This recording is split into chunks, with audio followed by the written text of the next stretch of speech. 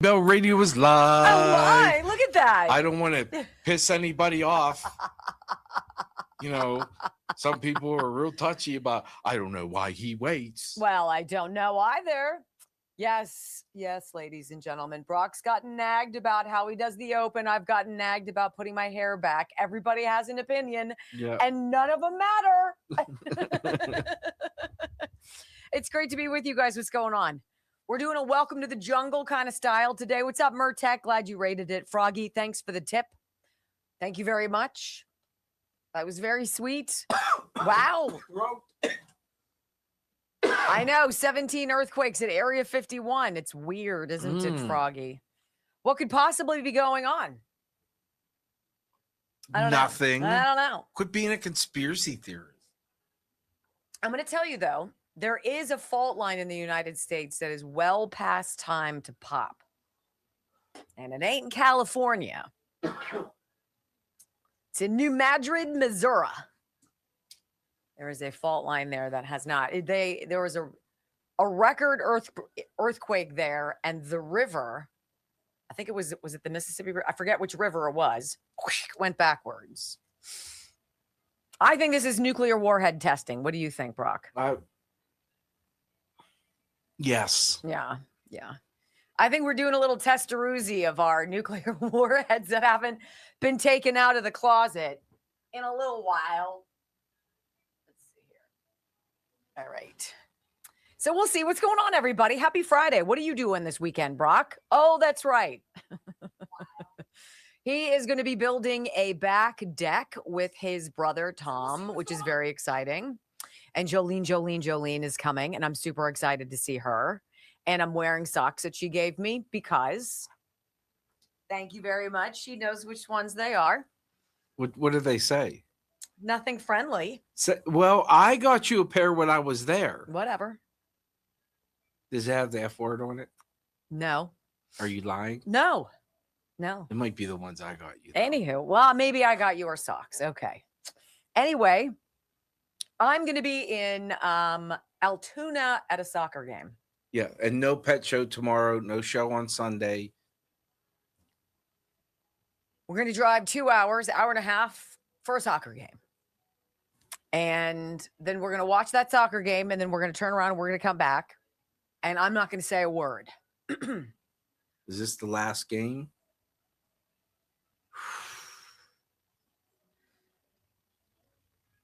I'm asking. It's the last travel one. Okay, well, yes, that's what I was asking.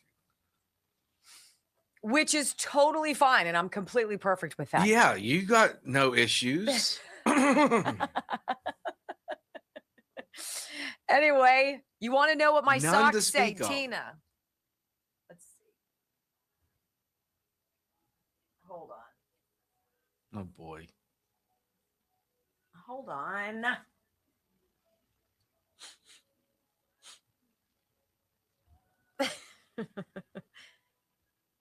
There you go. Ringmaster of the Shiite Show. Hold on.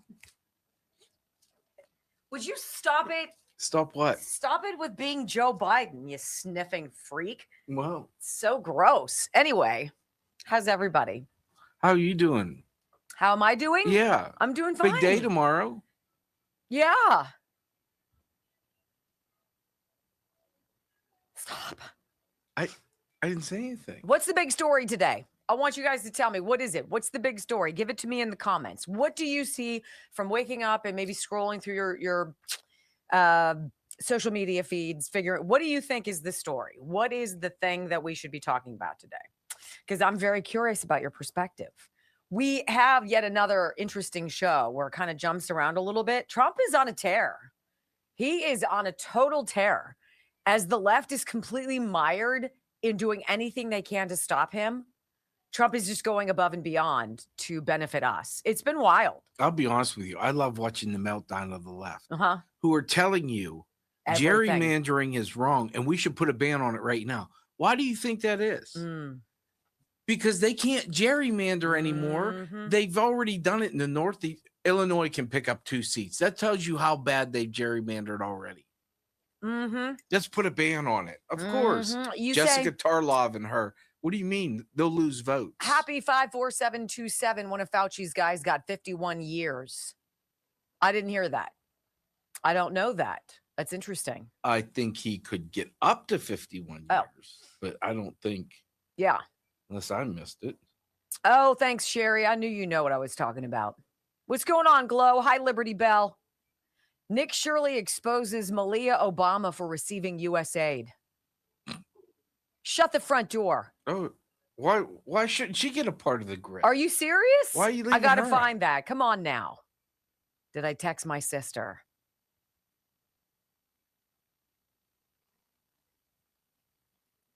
Five, 4, 3, 2, 1. Welcome to your daily dose of facts to fight off the liberal gaslighting. You can be in the middle of a hurricane. You have sanctuary in the city of Chicago. Or you can be on a calm day. North is still north. You could be in a thunderstorm. I am angry. We are not going back. Not ever. North is still north. People can yell at you. The hell with the Supreme Court. We will defy them. North is still north. It doesn't change fundamental things. And in this business, right is still right, even if you stand by yourself. We don't get fooled again. No. Live across the fruited plain and from sea to shining sea, we're converting the Marxist left 1 hour at a time on the Wendy Bell radio program.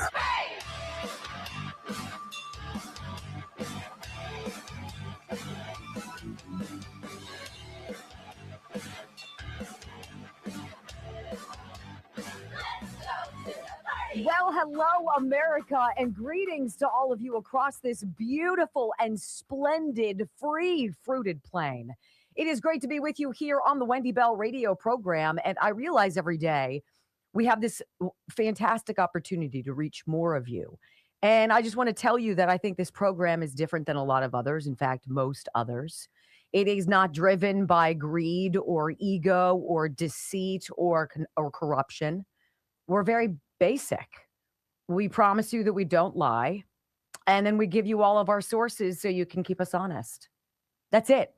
That's how it goes. And we're free. How about that? WendyBellRadio.com. Get our live video stream as you get the app. We're delighted to be with you. And we've got a great show for you today, because I think what we're being shown now is a choice. You're being shown a very, very basic choice, and the Democratic Party knows it. And they know they're on the losing side. I will explain after the most important part of the show. Welcome home. I pledge allegiance to the flag of the United States of America and to the republic for which it stands, one nation, under God, indivisible, with liberty and justice for all. Amen. You know, it's interesting as I listen to these people on the left who are trying to talk about this jockeying for control of the House of Representatives. And the pundits want you to believe that despite all of the jazz that you and I have gone through, let's just say, we'll keep it simple, since 2020 and COVID and that election and all of the stuff that ensued after that, that after all of the stuff that you and I collectively have gone through, all of the liberties that we lost, all of the edicts and the mandates and the fraud and the corruption and the loss of a president. I mean, Joe Biden wasn't even here, for heaven's sakes. After all of that, you want to replace their House of Representatives leadership with Democrats. Are you out of your ever-loving mind? That is the dumbest thing I have heard in a long time. And we pay attention to dumb people. So that's saying something, right?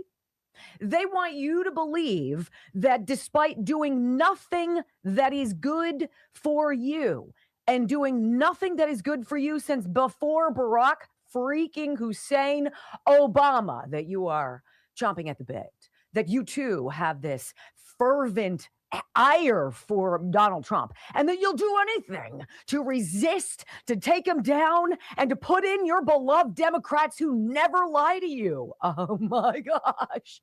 I want you to think about this for a minute, because this was the most brilliant thing President Trump ever did. And he did it leading into the 2020 election. And he's like, look, to the black voters out there, maybe he did it leading into just 2016.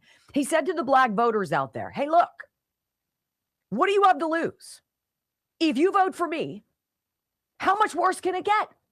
You got a Democrat Party that tells you they care about you every 2 years, and then they bend you over and they screw you by spending money, your money, on projects that don't benefit you. They campaign off of your need. They make you feel like, oh, I need these people. And what do? They create victims and they siphon money off into projects under the guise of some idiotic do-goodery, right? Then they funnel that money back to their coffers so they can stay in power. And then when they realized, oh, snap, nobody was going to show up for Joe Biden, they had to foist upon the American people that whole, mail-in voting scam. And now Trump's cracking down on that. He's like, pass the Save America Act because it limits mail-in balloting, right? For limited reasons, you can use mail-in balloting, but we're not going to have millions upon millions of late-night ballot dumps. Democrats are screwed.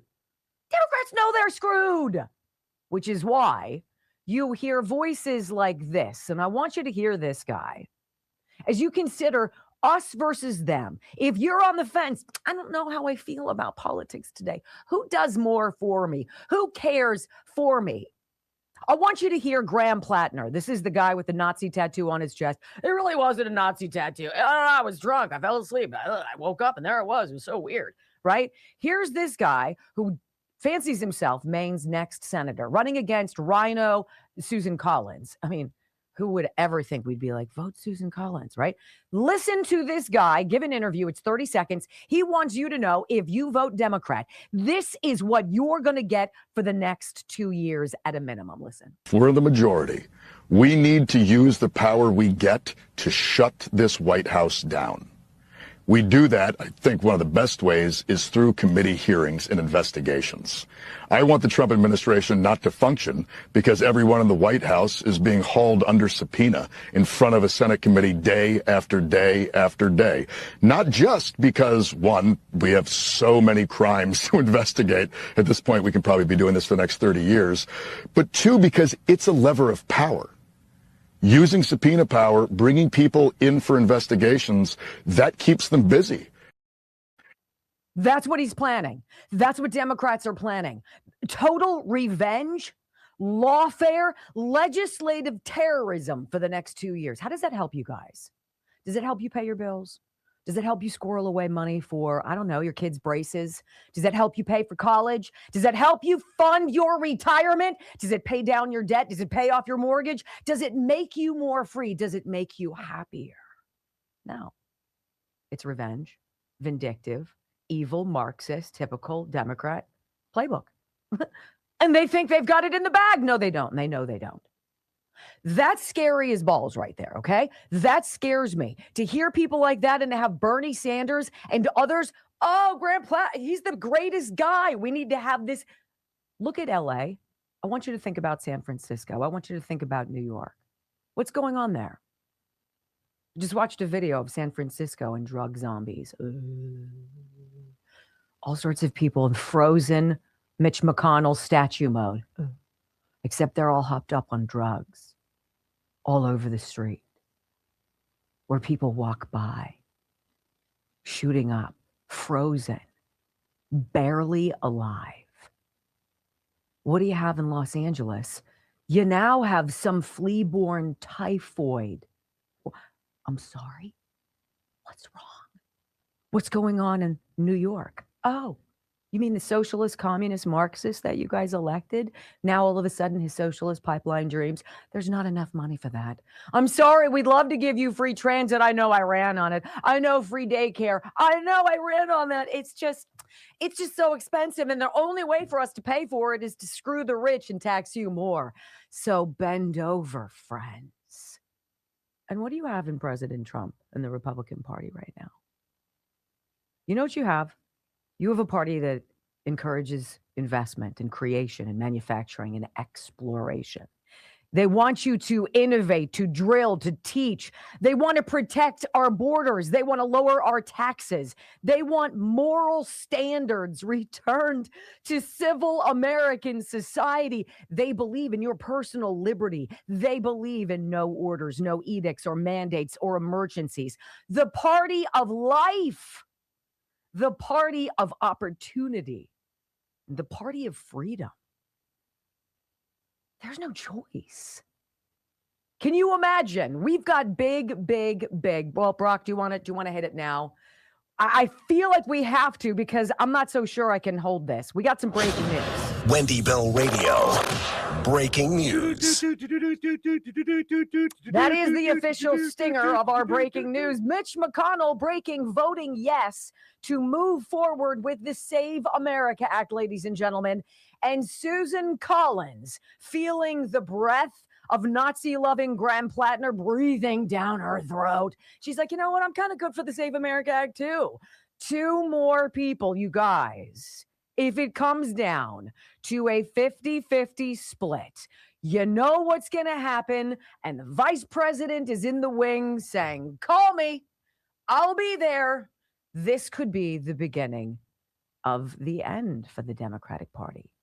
When you force people to prove who they are, force them like every other country on planet Earth, show me that you're a citizen, and then give me a picture of you that we can cross-reference. Thank you. How freaking complicated can that be, ladies and gentlemen? Ooh.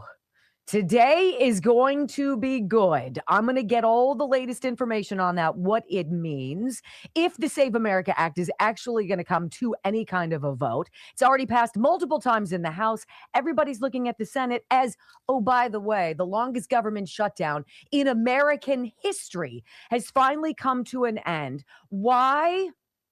Because the noose around the Democrats' necks is tightening. And in a unanimous vote, proving that Nancy Pelosi still has everybody's cards, the Democrats all voted to end the government shutdown. It's almost like everything's kind of shaping up, isn't it? Let's dig into this. Let's talk about black voters. Because if Democrats are feeling the heat, they're going to get burned by this. Black voters liking Trump, not liking Trump. Wait for it next on the Wendy Bell Radio Network. I'm sorry, I didn't mean to throw you through that, but we'll figure out what we've got in that regard. We'll keep you updated. He texted me during that soundbite of Graham Plattner, and I was like, what? It's crazy. I want to tell you about disinfectwithsniper.com. If there is one product, okay, first, if you're new to the program, I'm going to give you the deal about how we do sponsorships here. I am not so hard up for money that I will take money from a company that sucks. I will not take money from a company whose product I don't use and that I would not swear by. Okay? So we've said no to many companies, many brands. I said yes years ago to disinfectwithsniper.com. Why? I don't get sick anymore. My family doesn't get sick anymore. I'm going to say, do we have a great immune system? I don't know. I have Sniper. This is a hospital-grade disinfectant. Antibacterial, antifungal, antimicrobial. It kills everything, and it's safe enough that you could squirt it in your mouth. This is not toxic for kids or pets. This is safe for you. And it is one thing that takes all those cleaners underneath your kitchen sink or in your bathroom cupboard. You chucks them. Disinfectwithsniper.com. Period. Try it. Free shipping. Thank you, and you're welcome. WendyBellRadio@gmail.com. I'll take your sniper stories anytime. I love that company.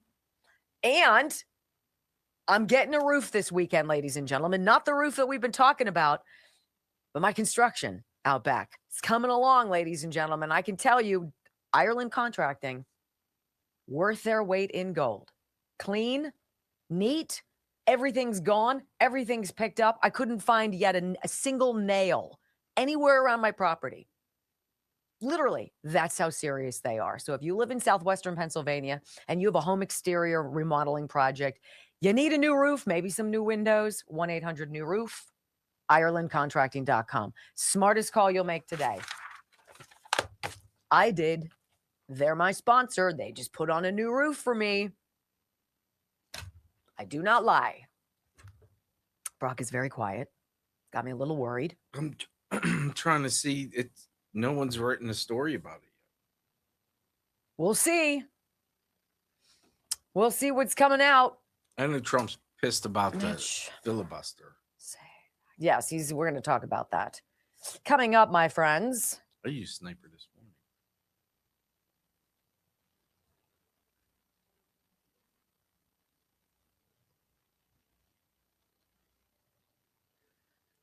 So either our source is cutting edge and everybody else is slow.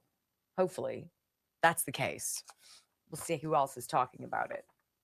Get you some specificity if it comes up. It should come up.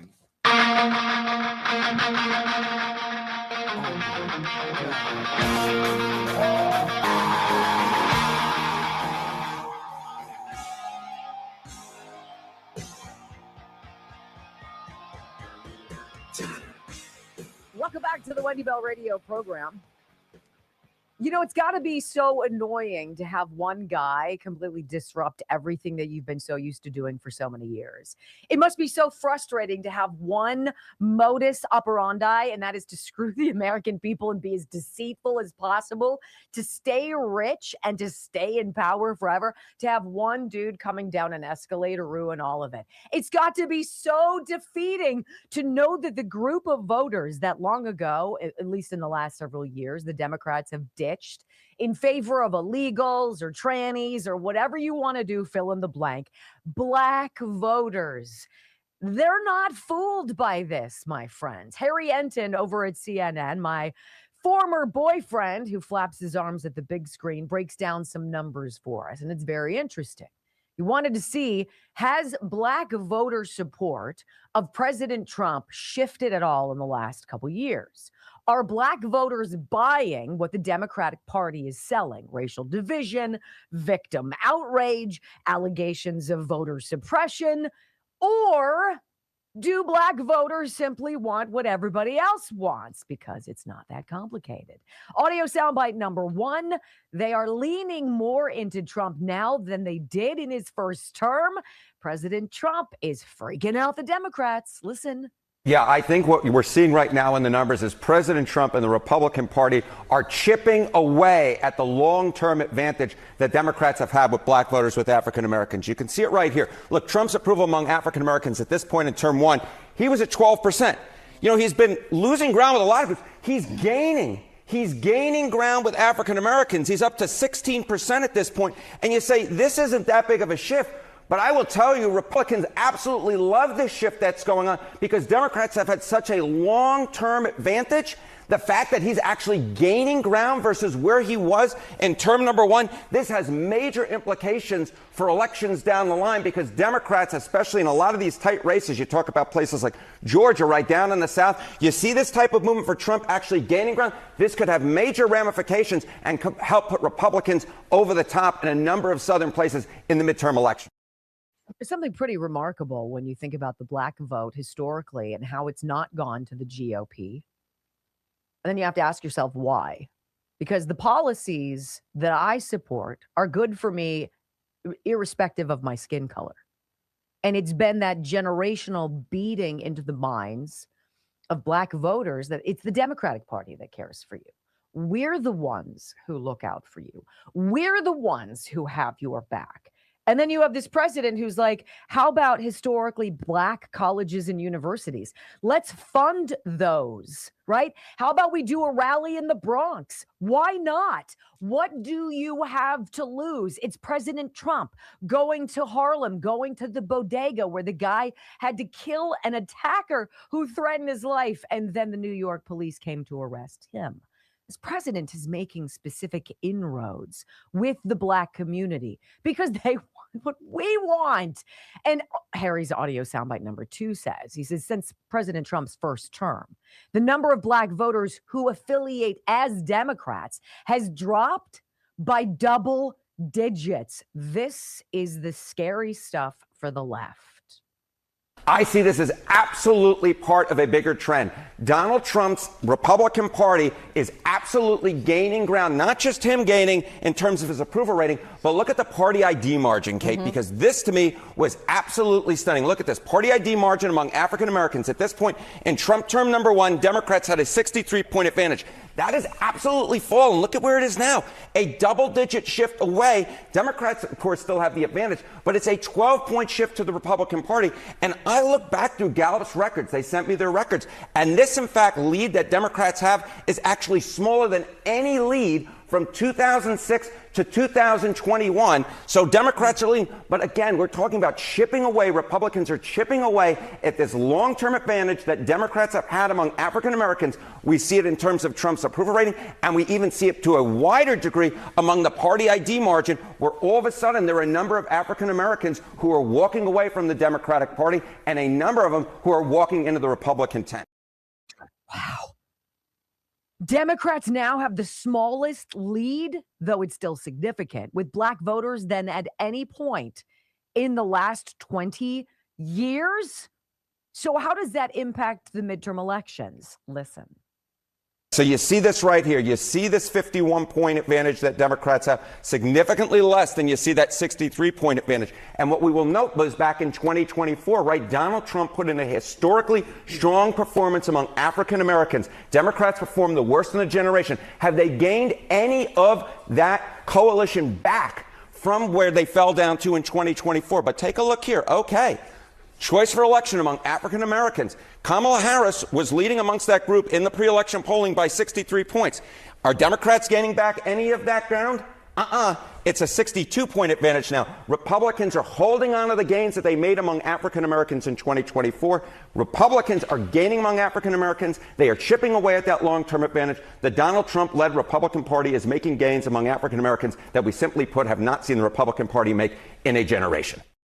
And the hardest part for the Democrat Party is they've been hijacked. And because they didn't have the stones, they got co-opted. And they have now jumped off of the left cliff. I don't know, but I'm going to go with traditional black families are no different than traditional white families or Asian families. You know why? We don't want mobile abortion clinics. We don't want transgender mutilation. We don't want boys playing girls' sports. We don't want any of your crazy. And that's all the Democrats are selling. President Trump is saying, what have you got to lose? Nothing. And that's resonating all across this country. When we come back on the Wendy Bell radio program, President Trump tells Senate Republicans, don't be stupid. What? Oh, yeah, deserved. Next on the Wendy Bell Radio Network. Yeah, don't misunderstand the Senate's moving forward with the Save America Act. They still need to nuke the filibuster. 100%. So 100%. But even getting them to move that forward is big news. I bet you Susan Collins is getting wicked squeezed right now. Wicked squeezed. Oh, you want another term as our suck Senate rhino senator from Maine who's disappointed us on all things except Brett Kavanaugh? That was her one thing that she did right, I think. Well, we're going to have this Nazi guy come in and you're going to lose your job. So toodles. Then she's like, well, wait a minute. How about I vote on the Save America Act? Does that help? Well, let's think about this. How does Washington work? Maybe. Blackmail, bribery, money. 100%. They probably said, if you're not going to vote for the Save Act, we're not helping you out. We're not helping you out. You're on your own, babe. We're on your own. You're on your own. 1.36. Let's come back, see if we can get back with 1.6. 1.6 rumbles. Rumble is the little thumbs up button underneath the video box. That's basically how you can tell us that you like what we're doing. You could even give us a thumbs down. I already have 6 of them. It's kind of weak, but okay. Yeah, come on, haters. But we appreciate you. All right, I want to talk to you guys about, hold on, let me bring this up. Bookmark manager. Yeah, so we'll see what ends up happening. They've got to pass the Save America Act, and they got to do it relatively soon because they have some things they've got to institute before, obviously, the midterms. So I want to tell you 30% off with a Rumble code, promo code rather, Wendy. I want to tell you about Chef IQ. And, you know, when you are making, whether it's just a steak for yourself or you're having family over and you're making something, whether it's a turkey, it's a steak, it's a pork tenderloin, it can be fish. You can be making any number of different kinds of meat. To have a meat thermometer that is a meat thermometer on steroids, it's a smart meat thermometer by Chef IQ. To have it be 30% off right now means you've got to buy multiples because you're going to want to use one and then you're going to want to give one to somebody in your life or multiple people for Christmas, Mother's Day, Father's Day, birthdays, what have you. It is one of the most amazing products, and Chef IQ is known for amazing products. And it's literally a probe, and you sync it to your phone, and it's so easy. It takes less than 5 minutes. I'm an idiot, and I got it done. And then it walks you through, what are you doing? What are you making? Where are you making it? How do you like it cooked? These are the steps. There's 4 of them. Okay. Hit this button when you put it on the grill at this temperature or what have you, or when your oven hits this temperature, put your meat in there and then hit this button and then it cooks it for you. It tells you because of the thermometer in it. It's like, oh, you've got about 4 more minutes until you hit the right temperature to flip. Okay, time to flip. Flip you do. And then it tells you, okay, you're done. Let it sit now for 10 minutes before you cut it. Okay, that whole time you're sitting there by the grill, you're like, is it done? Is it not done? Oh my gosh, these are expensive. I got these porterhouse steaks. It's like, ugh. Gone. ChefIQ.com. Promo code Wendy, 30% off. Buy it. Okay? I don't know what else I can say to you. It's the best. The best. And you're going to be like, my girl, Wendy never lies to me. All right, let's see if I move the needle with you. 1.48. Well done. Okay, now I'm going to change it. 1.7. So we'll see if John Thune goes through, because remember, John Thune's big thing was we don't have the votes. Yeah. I think that's why this is important. Yeah.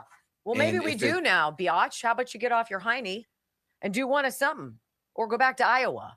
Isn't that where he's from? Dakotas. No offense to Iowa. I'm sorry. Well, he's not helping the people in the Dakotas. I don't know if it's north or south, so you might as well go to Iowa. I'm not a big fan of this dude. And I was baffled that he became, I mean, I have my own pick for Senate Majority Leader.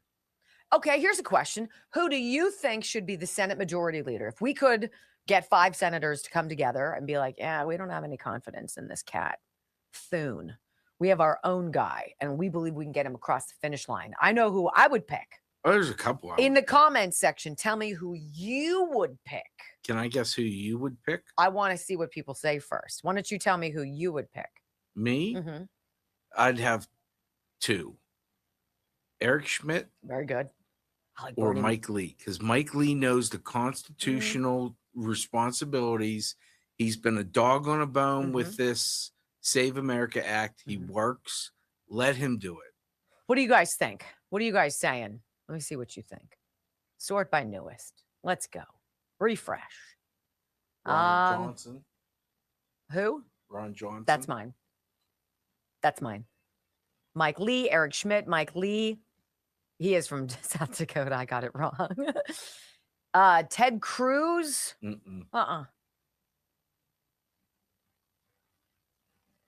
I bought my son Chef IQ for Christmas. He loves it. He's a griller. He smokes meat and stuff. He loves to cook and loves for Chef smoking. IQ.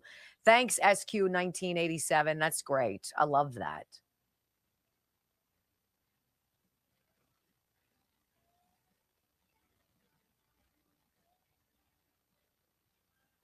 Yeah, tell me what you guys think. I'm interested. Okay, so we're not going to get to 1.7, but maybe we will hit 1.6 thanks to you guys. We're lighting up the internet. 188 on X. Come on, you can do it, baby. Did you see the news, babe? She was ticked at Harry. She didn't like his news. Aw.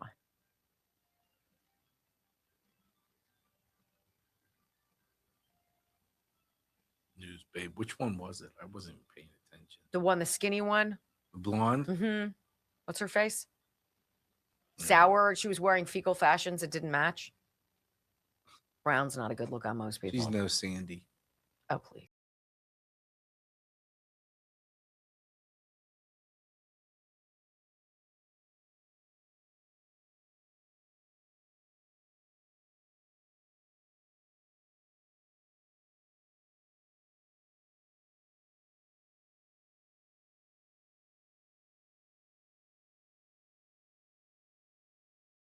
politically going on.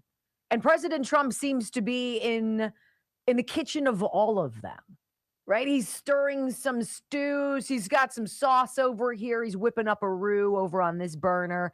He's in everything. How is it even possible? We didn't even get to see Joe Biden 50% of the time because he was in his hyperbaric chamber dragging his chair across the beach in Delaware, right? Trump is everywhere. He's involved in everything. He's putting the squeeze on OPEC. All of these other Middle Eastern countries now, they're coming out of the woodwork. Oh, I think it's time maybe for us to get out of OPEC.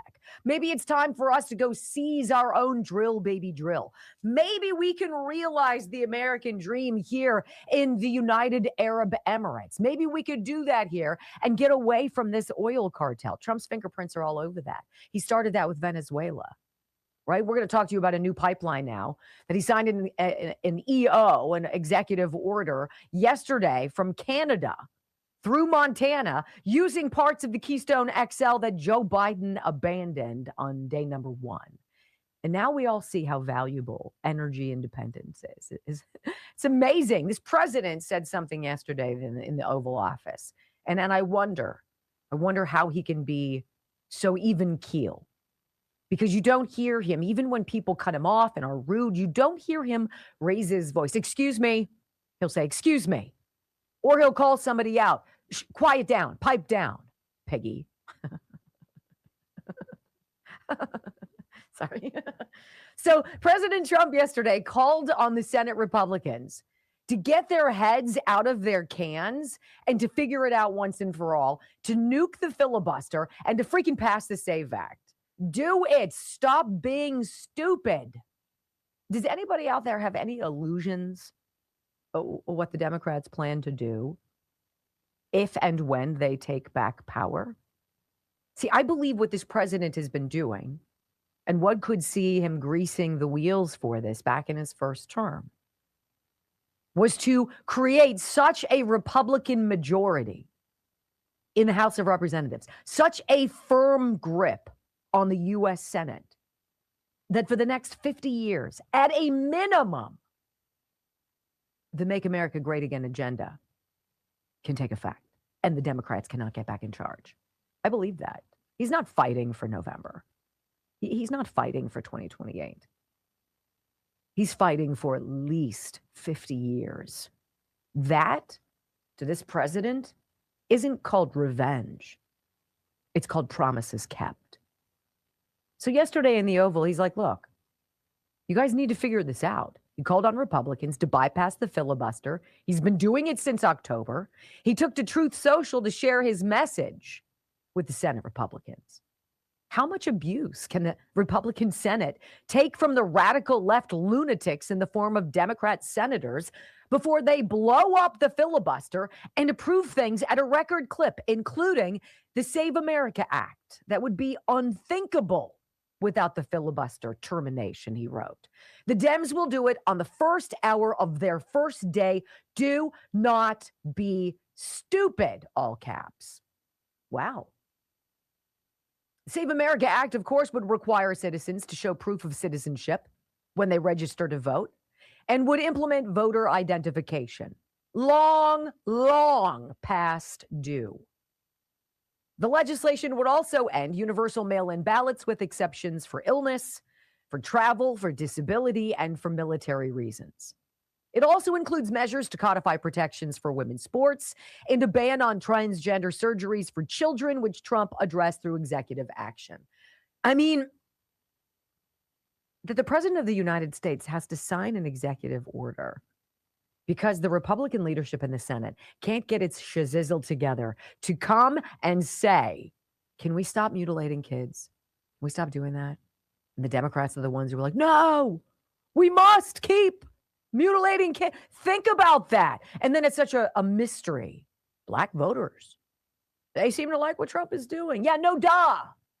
Inherently, Black voters are conservative, right? Up until the 1970s, they were married at a higher percentage than white couples, right? And then that slow, steady march to ruin the Black American family, to carve out dads, to glorify abortion as a woman's right, to do everything to drive a wedge in the nuclear family, specifically in the Black community. This president wants to unwind all that. Well, let's remember what Hakeem Jeffries said yesterday, because the president makes a good point. Don't be stupid, Republicans. You know damn well what they're going to do. You know damn well that they're going to do this. Day number one, minute number one, action number one, it is to nuke the filibuster and start passing all sorts of crazy stuff like packing the Supreme Court. Here is what Hakeem Jeffries said, just as a reminder for everybody, after the high court came back and said, you know what? You can't redistrict areas based on race. That doesn't jibe with the Constitution. So those racially gerrymandered districts are no more. This was Hakeem Jeffries' response. In the new Congress, we're going to have to do something about this Supreme Court. And let me be very clear. Everything is on the table. Everything to deal with this corrupt MAGA majority that is issuing political opinions that are designed to bolster the prospects of the Republican Party, and we will not allow them to succeed. We will not allow them to succeed. Really? We're beating them at their own game. And sometimes that's the most bitter pill to swallow. Hakeem Jeffries says, when we regain control, this is what President Trump is trying to prevent for a long time. When we regain control, we are going to have an endless barrage of legislative terrorism. We're not going to work for you. We don't care about you. We'll lie that we do, but you know that we don't. Black voters know, duh, right? Yeah, that's what we're going to do. He also called the high court a disgrace and disparaged the professionalism of the people on the high court. And this is what the president said. He took ire with that as well. I did yesterday and had a few words for Hakeem Jeffries. This is what the president had to say in the Oval. These people have gone crazy. I heard Hakeem Jeffries, a low IQ person. He's a very low IQ, screaming today that the Supreme Court is illegitimate. I mean, that's a dangerous statement. Then if I say something modest, they say, oh, he's a king, he's a king. They're sick. But Hakeem Jeffries said the Supreme Court is illegitimate. That's a rough statement. If I made that statement, it would be the biggest story out there. Bad things would happen. Yeah. Bad things do happen with that kind of conversation. Meantime, tonight is the time that the 2-week ceasefire that the president issued against Iran comes to an end. And so now he is saying, I just see him, president now, giving some words to the media outside the White House. And basically he was saying Iran is confused. They don't know what's going on. They don't know who's in charge. But really, I'm not worried about, the president says. Jesse Waters last night talked about the positioning of the U.S. military prepared to strike now as the ceasefire winds down. So you don't want to make a deal, Iran? Fine. Just look at these really cool new war fighting machines that were taken out for a test drive. Jesse Waters with that last night. It's great. CENTCOM Commander Admiral Brad Cooper has just briefed the president in the Situation Room about what could be the final blow. The U.S. military is preparing for a short and powerful wave of strikes. Targets include the enemy's remaining military assets, leadership, and infrastructure. Iran is proving to be very stubborn. The talks seem like they are stalled. Are you getting antsy to break the ceasefire? Well, I mean, I don't know what stubborn is, because really nobody knows what the talks are except myself and a couple of other people. They want to make a deal badly. In case the Iranians needed a little nudge, the Pentagon's contemplating bringing a brand new weapon to the battlefield. The mother of all hypersonics, the Dark Eagle. It can hit targets 2,000 miles away. The enemy's last ballistic missile launchers are in the crosshairs. B-1 bombers have been surging into the region, and they can be armed with up to 5,000 pounds of hypersonics. It's a big payload. We're about to hit day 60 of the war. And if we're going by the book, and if you're asking Congress, that means the deadline for Operation Epic Fury expires tomorrow. Which would be tonight. So far, what have we done there in the Strait? We've turned around 44 vessels heading into and out of Iran's ports there in Hormuz Strait. Troops aboard the USS New Orleans are enforcing the blockade in the Arabian Sea. They're looking for any possible blockade runners. Folks aboard the USS Gerald Ford, they've been busy, stationed in the Red Sea. And there are 3 aircraft carriers we know of in the region with a lot of firepower. We know the State Department is drawing up a naval alliance right now with U.S. Central Command to provide safe passage through the Strait. And today is the deadline, in fact, for other countries to join us. Reminder, we do not get our oil from the Persian Gulf. We are energy independent. Drilling, baby, drilling has some pretty nice bonuses. President Trump says, you know what? I'm not happy with a few of these countries. And, he sounds like he's hinting that he might want to pull out of NATO. Listen. I didn't need the help, but I said, yeah, we'd love to have you help because I wanted to see if they do it. And they, in all cases, they said, we don't want to get involved. And the amazing thing is they use the Strait of Hormuz. We don't. We don't use it. We don't need it. We have a lot of oil. Well, wait a minute. And they use it. We don't. And you would have thought they would have said, we would love to help you. But they didn't, which I think was a verse. And Germany, he's doing a terrible job. He's got immigration problems. He's got energy problems. And the president said in that Oval Office statement to the media, he's considering withdrawing U.S. troops from Germany and Spain because those countries were nasty to him when he had suggested, hey, we've got this military offensive to prevent nuclear war with you guys from Iran. We just need a little help patrolling the Strait of Hormuz. That would be swell. Well, I'm sorry. I don't think so. And this president is saying, why do we have American troops stationed in these European countries that don't have R6? Let's round those folks up and bring them home. You guys can handle your own missile defense shield. You can handle your own invasions from other countries or threats. Oh no. What would that mean if America withdraws from NATO? Well, let's talk about that. Interesting conversation next on the Wendy Bell Radio Network. He's told Maloney from Italy, right? I'm not pleased with you, sweeties. We had fun with you here at the Oval Office. Things seemed right, but when I asked you for assistance, Italy was of none. That sucks. Same with the woman from Japan, Sane, whatever the heck her last name was, who literally jumped into his arms at the White House. She was so excited to meet him. And he's like, hey, Prime Minister, we need help in the Strait of Hormuz. And she was like, yeah, no. Oh, okay. This president's like, I got it. Noted. You're on the list, right? All right, let's talk.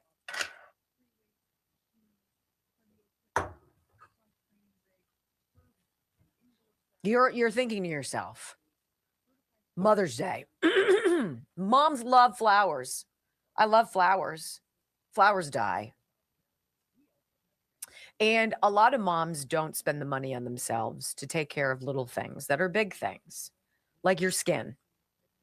And if there's a woman in your life who doesn't splurge on herself, how about you help her? Go to tulipblooms.shop/Wendy. I started using this when the owner of the company sent me some product. And this was last summer. And he wanted me to work with him, represent him with you, and sell his products. And I used them. And I was like, I don't know. Then January came along and I'd used up all of my products and I couldn't find a better replacement. And so I got on the phone and I called him back and I was like, about that, do you have anything new? Because I love what you already did. And he sent me this, the Velour massaging oil, which is one of the most luxurious things you will ever rub into your hands. Rub onto your neck, your chest, your belly, your elbows, your feet. Let it soak in. Oh my. The products that they make are glorious. The essential oils are chosen with specific medicinal benefits. The fragrances are chosen in a very specific way. Nothing is perfumey. You're not going to be allergic. It is all natural, decadent, glorious nourishment for your skin. Tulipblooms.shop/Wendy right now, limited time, putting together a gift box. My favorite things are in the box. If you want to put in your own things in the box, you can do that. And the more things you put in, the greater your percent discount. At face value, if you just buy mom this velour massaging oil, you're going to save 10%. Tulipblooms.shop/Wendy. Period. Anything there, 10% off. You want something special, though, for the lady in your life or ladies, daughters-in-law, what have you? Tulipblooms.shop/Wendy. There is. You better put another one. If you're a dude, you better put one in for you too, because they're not going to share. Brock is a manly guy. Smokes cigars, plays baseball, right? He builds his own deck. Strong guy. Fell in love with this velour massaging oil because men like to feel good too. And I'm just going to say, it's fantastic and you're worth it. You are.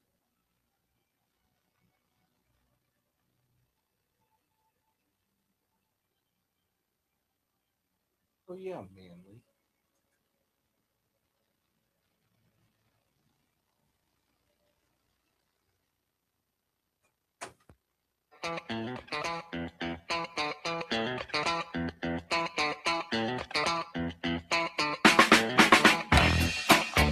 Welcome back to the Wendy Bell radio program. You know, honestly, how much do you know about NATO? Right? You probably know what the acronym means, but do you really know what it costs us? And aren't you tired of being everybody's piggy bank and protector? We're the first country everybody craps on, the last one anybody comes to protect, and the first one everybody expects for help. How does that work out? And this president is like, you know what? We believe that we are leaders of the free world and that we believe that we have an obligation to protect the values that we have. We're tired of getting punched around. I'm tired of being stuck with the bill and getting the worst meal at the restaurant. And we're done with that. Hell yeah, we are. Thank you, Mr. President. I found this article. Maybe Brock did. I think Brock did. Because I asked him, I said, I want a little deeper dive. What if we left NATO? What do we get out of it?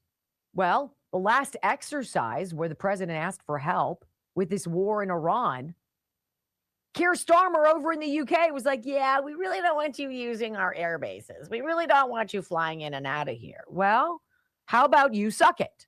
I bet you the king was here asking the president, please don't get out of NATO. We can't defend ourselves. Hell yeah, you can't. So this is the story. President Trump's public frustration with the North Atlantic Treaty Organization over the refusal of fellow members to support the U.S. war effort has now reached the boiling point, with the president issuing threats to leave the transatlantic military alliance. The alliance of 32 countries, which Trump has described as severely weakened and extremely unreliable in a Truth Social post, was established in 1949 at the end of World War II to provide for the collective defense of North America and Europe. The president has referred to the security coalition as a, quote, paper tiger, prompting speculation over whether the U.S. will abandon its long-held leadership role in the organization. Yeah, we also fund like 3/4 of it. What would happen if the U.S. left NATO? Having created the treaty alongside Canada, the United States is deeply embedded in NATO's structure in ways that would be difficult to unwind without fundamentally reshaping how the alliance operates, experts say. Trump is saying, it's not my problem. It's not my problem. I went out to make the world safer, to get rid of this nuclear threat, this terrorist idea around the world. I asked for a little bit of partnership, a little bit of help, and you couldn't do it. Well, Daddy's tired of bringing home the bacon every day. U.S. acts not only as a member of the alliance, but also as its depositary, it says, meaning it's responsible for maintaining all of the treaty documents and processing formal notices of accession and withdrawal. So people who come, countries that leave, we're apparently the paper pushers of that. Practically speaking, it would drastically change the alliance, and it's very difficult to predict what it would look like, said Julie Gary, a Northeastern University associate teaching professor of political science. She said of any potential U.S. withdrawal from NATO. The alliance wouldn't collapse overnight.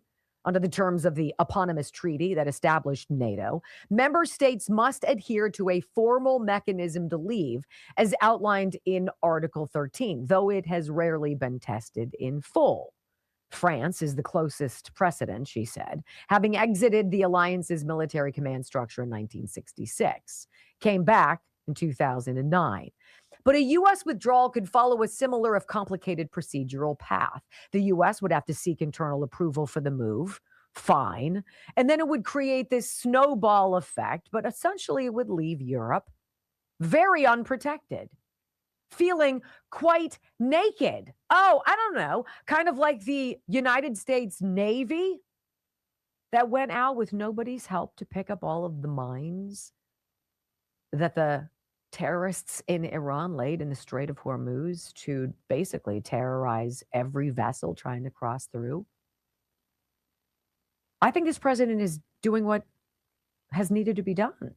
He's exposing how much we've been used and beaten up, from tariffs, right?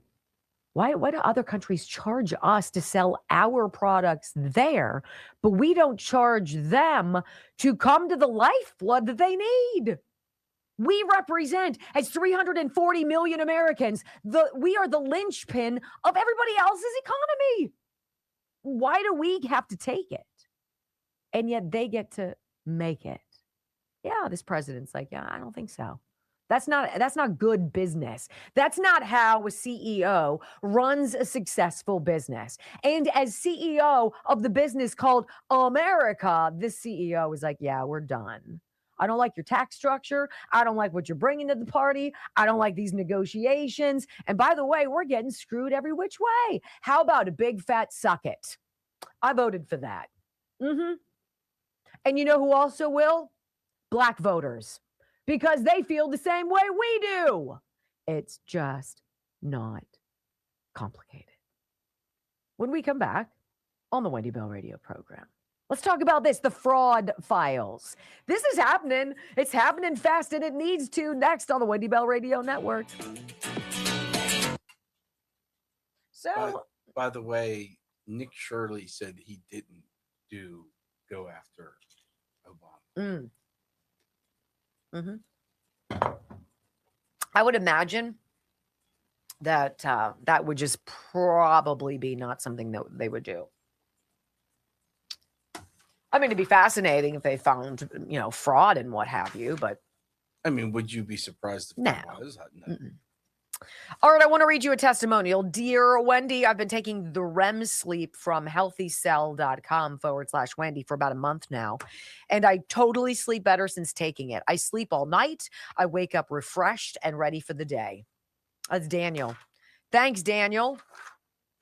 Many months ago, I ordered the joint health and mobility formula from Healthy Cell. I felt like I got some relief, and it's been wonderful. I also was getting tired of hurting, so I started to do some research on what I should be doing to keep my 63-year-old joints healthy. I discovered that all of the supplements they recommend I be taking were actually in Healthy Cell's joint strength formula. What is it, joint? Do I have it here? Joint health and mobility. I do. All of the supplements that I was told that I should be taking are in this pouch. This little pouch. In a microgel, which is brilliant, right? No pills. Instead of taking 12 pills, you go suck it in your mouth. It's delicious. This is orange flavored. I'll do it for you. and everything. It's so easy. And it's 165% more absorbed by your body. So you're taking all these supplements, but you're pooping them out because your stomach isn't digesting them in time. That happens over the age of 50, super duper. So Healthy Cell was like, we'll just put it in a gel and that'll get it into your cells faster. Okay.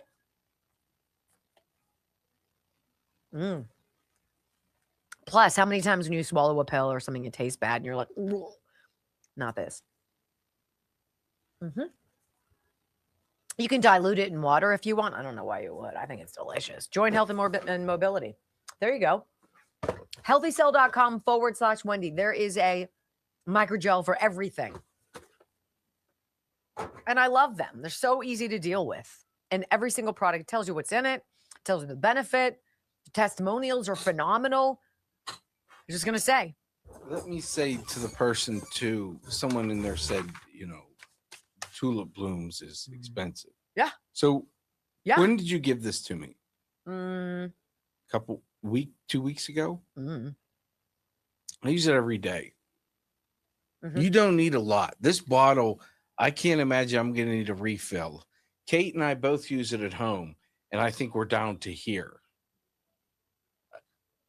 It's going to, like I said, I started using their products in August, and then I ran out in January.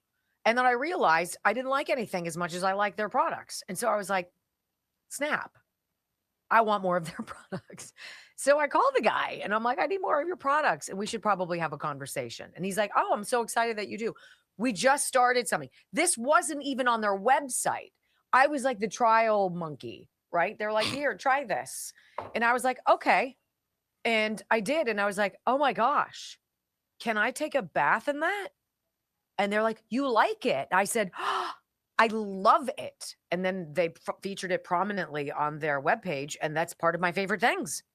The castor blend, the blue calming face one, I'm not bringing it in because nobody gets to see that. That's mine. All of them. They have candles. They have body butters. Kate likes the body butter. It's crazy. It's crazy. Yes. Here, I'm going to try one. This is my bag. I don't let anybody touch this. I was taking it with me from home to here. This is the Castor Blend Serum. That's fabulous. This is the Epic Moisture Creamy Body Butter. That's phenomenal. Kate says the body butter helps with her neck. She's like, I put it on my neck. This is the Satin Balm. Wait a minute. This is the Tulip Soothe. So you put it on muscles and whatnot, but the products, they're not greasy. They smell phenomenal. They've got all these, every single ingredient is chosen for a reason. It's not like, oh, let's throw in some of this. And they're making me my own fragrance. I'm so excited. I'm so excited. Let me tell you this quick little story. So Patrick had sent me a scent that I didn't like. It was cottonwood and it was a lotion. And I was like, I'm like, I find that yucky. I don't like that. And he's like, interesting. And he said, tell me what your favorite perfumes are, your favorite scents. And one is a cologne that I bought my boys. One is the smell of Walt Disney World Yacht Club. It's their fragrance that they pump through the building. That is hypnotic to me. I love it. I'm like, if you put that out there, I'd follow you, right? And one other thing that I use as a scent, very light. And so I told him, he looks at the scent profiles of all three fragrances, figures out what in it is the ingredient that allures me. And he's like, I'm going to take the scent profile of a couple of the ingredients from all three, and I'm going to blend it, and I'm going to make you your own dabber, your own little. So I only put it like right here, and like right here and right here. And he's like, I'm going to make this for you, and we're going to see if you like it. I'm super geeked. So anywho, that's what's going on with me. Wow. What? Nick Sorter says, just in, President Trump alludes to possibly appointing Ron DeSantis to cabinet position. I like him a lot. 100%. Ron DeSantis has learned from his misdeeds. He got bad info. Somebody told him you should totally run for president. that nobody with a functioning cerebral cortex would have ever advised. They crapped on the dude for freaking 8 years. It was his time, not Ron DeSantis' time. His time is coming. So exciting. I still could see him on the Supreme Court. That would be, he would love it. He even said it, didn't he? Yeah. Do you guys see how long my hair has gotten? This is because of you people. You said grow it. So if it looks scraggly and weird, I'm very not liberal of you to blame them. Duh. I didn't call myself. Sandy always looked good. Sandra Smith is a very beautiful woman. If they would chillax on the eye makeup a little bit, sometimes I'm a little heavy on mine too because of my whatever. But hers, like the fake eyelashes, I think they're a little. They're a little. Stop it. Whatever.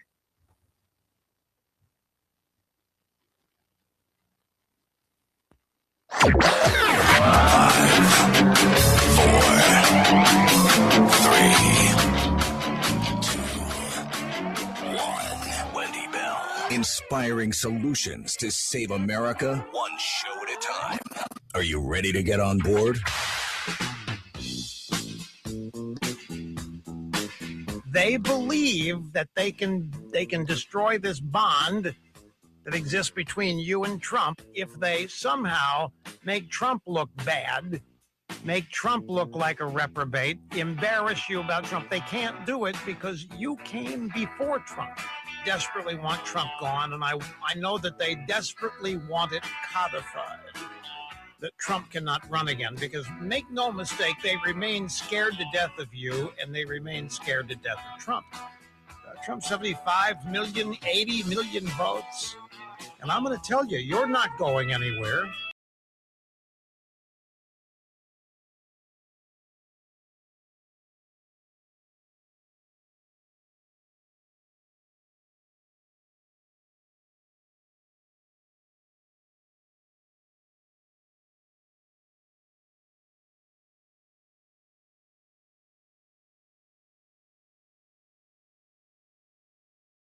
You from Make America Great Again. From sea to shining sea, 3 hours of bold truth and excellence. The Wendy Bell Radio Program.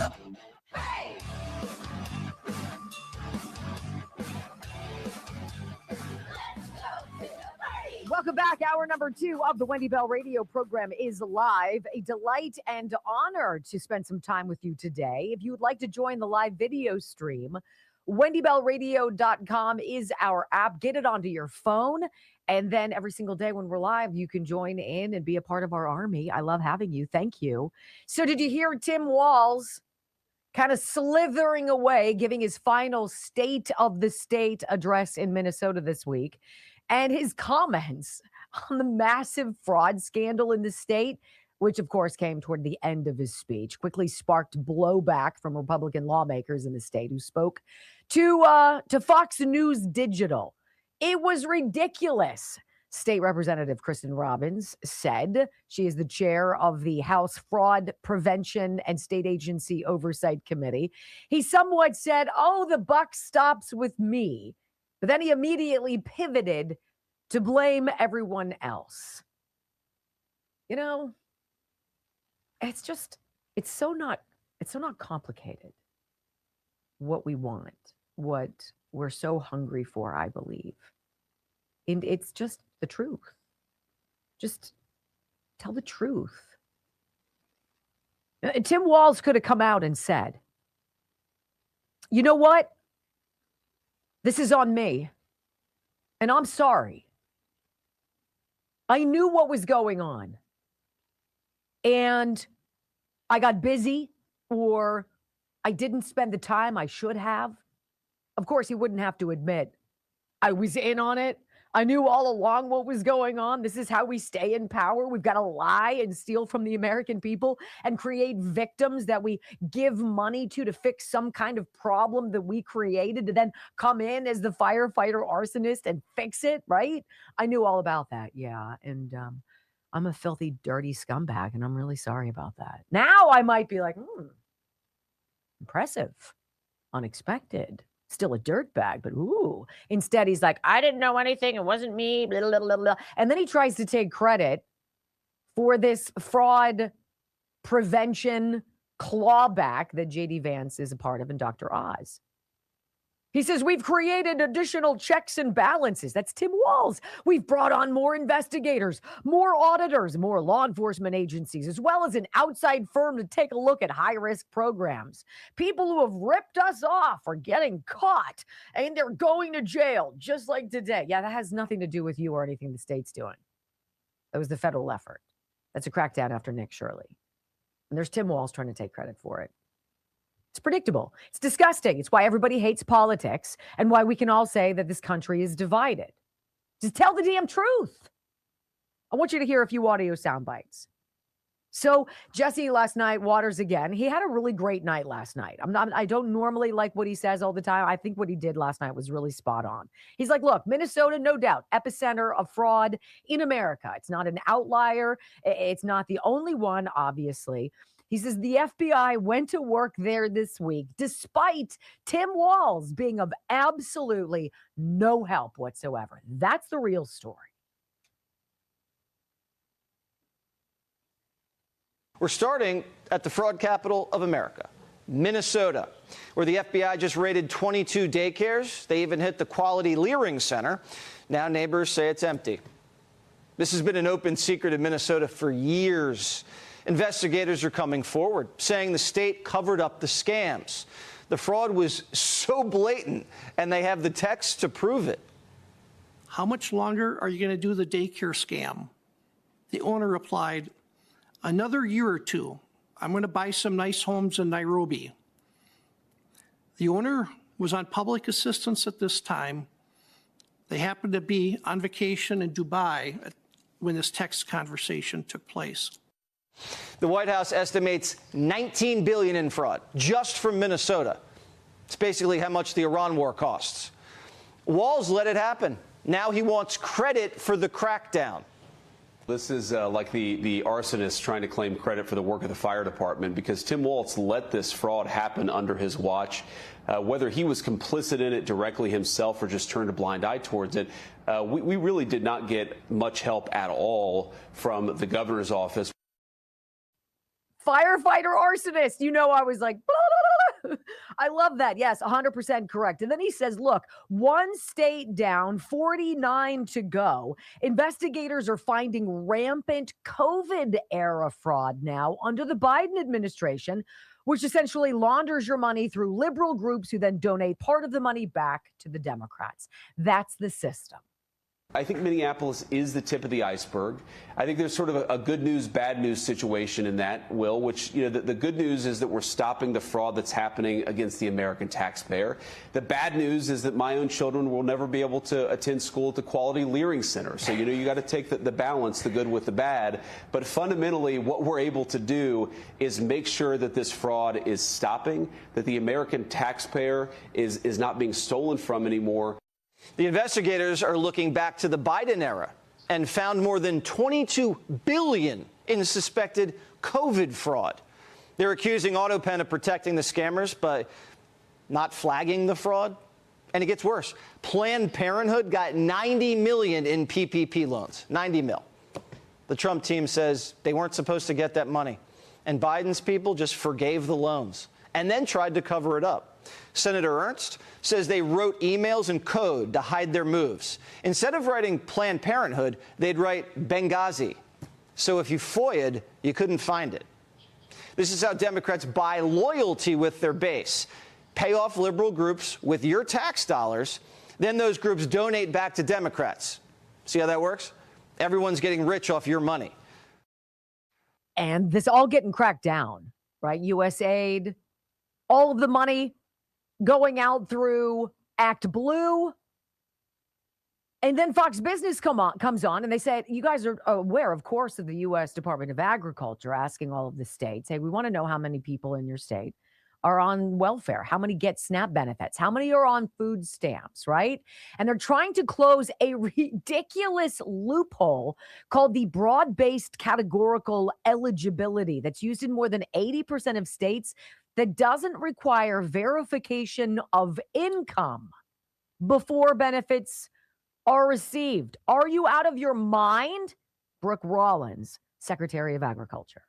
The Department of Agriculture tells us in one red state alone, SNAP participants own more than 14,000 luxury cars. That includes 3 Ferraris, 11 Lamborghinis, 59 Maseratis, 141 Porsches, and more than 2,000 Teslas. So how does this happen? Secretary Brooke Rollins says there's an exemption called broad-based categorical eligibility that allows people to receive benefits without state officials reviewing their physical and monetary assets. Right now, 42 states have the program. Rollins believes they are very close to fixing that loophole. The department says it has moved 43 million people off SNAP so far and is pushing for more. And this year, more than 150 arrests have been made for allegedly misusing the system.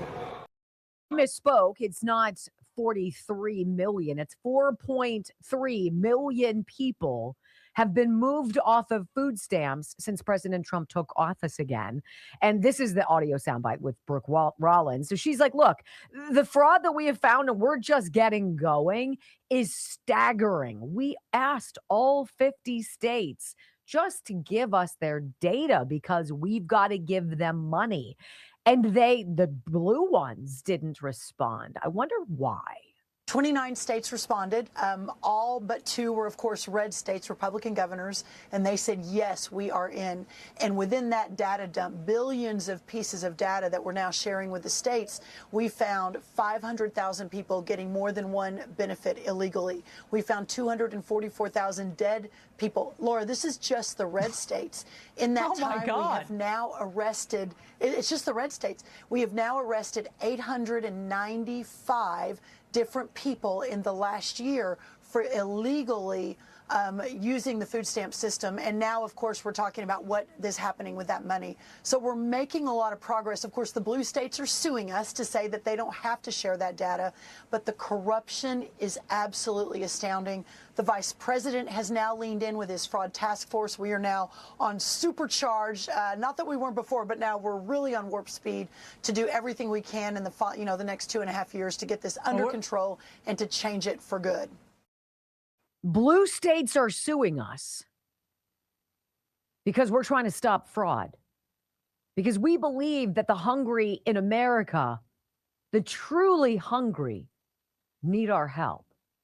Democrats believe that we can use the truly hungry and steal their help. There's a difference, right? When we come back on the Wendy Bell radio program, Drill, Baby, Drill, let's talk about this executive order Trump signed yesterday, paving the way for a Canadian oil pipeline that President Trump says is another promise delivered. Next on the Wendy Bell Radio Network. You think about honestly, I would be, and I want to ask you this critically and honestly. Can you name something beneficial, innovative, helpful, time-saving, money-saving that the Democrats have come up with that makes your life better? Anybody? Can you think of one thing? Honestly, if you can think of one thing, put it in the comments section. I'd love to know because I can't think of anything at all, which is why they have to tap into outrage. That's why they have to be so radical, which is why they have to be so wild and wacky and extreme and so amoral and all of these weird things. And you're like, what happened to you? How do you get behind this? Protecting training shooters? What? I don't know. I don't know how you make sense of it. I just don't know. All right, I'm going to show you some gold. He's going to be annoyed because he's not here to put up the thingy-dingy. Gold. There we go. Look at this beautiful baby. Focus, babe. Look at that. Look at this beautiful gold coin from 2021. It's a gold eagle, they call them. Look at that beautiful thing. Let me see if I can even get it close. Isn't that exquisite? And you look at that and you're like, how does something that small cost $5,000? I don't know. I didn't buy it at $5,000. I bought it at like $3,700. And that was like, I don't know, a year ago. And it's up to $5,300. Not like I'm trying to sell it, but you could. This is what's so neat about Texas Bullion Exchange. Gold and silver. For a lot of people, it's just about diversifying their portfolio. You can speak with somebody at Wendy Loves Gold right now, wendylovesgold.com, and be like, hey, I have a retirement plan. How do I get metals into it? And commonly, they can do that without you spending any money at all. And then some of us are like, not me, but maybe you've got money that you're sitting on. What are you doing with it? Is it sitting in the bank? Is that working for you? No, not at all. This does. And it grows up 7,000% since 1971, since we left the gold standard. Gold value has gone up 7,000%. This is for people who have money and they're just sitting on it. Why? Get yourself gold, get silver, get platinum, get palladium, but get it from wendylovesgold.com. I've bought from them twice. They are the real deal. And their attention to detail, to find coins from my son's birth years or specific places where they come from because they're significant to my family. Like what? Your gold tells a story. wendylovesgold.com, 855-927-5557. It's just magnificent. Just one gold coin. One. Who's giving me money? Aunt Mel, what's up, babe? If anyone is curious about these war reports that I speak of, go to the comments as I transcribe today. Oh, thank you for providing extra content, Aunt Mel. I appreciate that. wendylovesgold.com, 855-927-5557. And before you go to comment, hit the rumble button. Yes, please. We haven't hit 2K yet. Oh my goodness, gravy. That's disappointing. All we need is 30. No, we need more than 30. I know. Of all days that we should hit 3,000, today should be the day.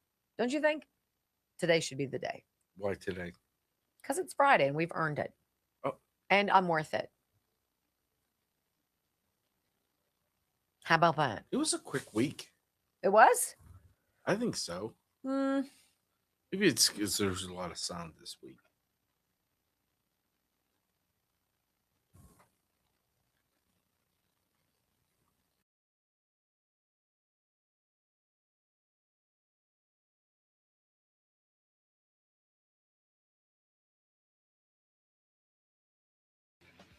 So this was a pretty big deal yesterday. And it was a huge slap in the face on January 20th, 2021. The first thing Joe Biden did when he allegedly was sworn in as president of the United States, or whomever was playing him, I don't know.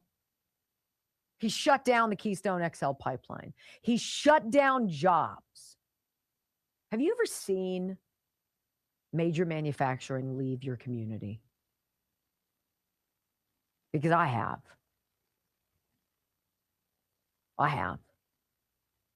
When General Motors shut down a plant, Lordstown, Ohio, they had this huge campus, this giant facility. It was bustling. You'd drive it on the Ohio Turnpike, pass it. And then all of a sudden it was gone. And there were no more cars in the parking lot. And the barbershop shut down, and the restaurants close, and the schools get scrapped because everybody had to move out of town and find a job somewhere else. Joe Biden did that day number one, act number one, to kick you in the pants, to tell you out of the gates, I don't care about you. And you could say, oh, he was worried about climate change. Oh, he's going through tribal lands. Oh, what about the rare such and such stork? No, shut up. Energy independence. The Biden administration did everything they could to make us be sitting ducks, to take away everything that we hold dear, right? And then to tell you it was on the good. It's for the greater good. This is what it means. It's for the greater good. And you're like, no, it's not. Well, Trump-approved pipeline could increase Canada-U.S. oil exports to 1 million barrels a day. It's a pretty big deal. President on Thursday signed an order authorizing the Bridger Pipeline's proposed project to transport Canadian crude from the U.S.-Canada border to Wyoming. The pipeline, a joint proposal from Canadian pipeline company South Bow, and the U.S.-based Bridger Pipeline could increase Canada's crude exports to the United States by more than 12%. A huge deal, they're saying, for energy dominance. That's what Will Scharf said.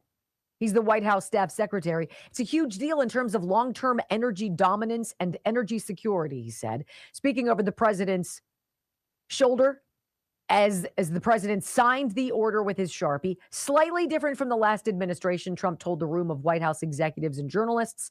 The politicians standing behind him laughed. He said, they wouldn't sign a pipeline deal, and we have pipelines going up, and by the way, they're way underground. They are not a problem.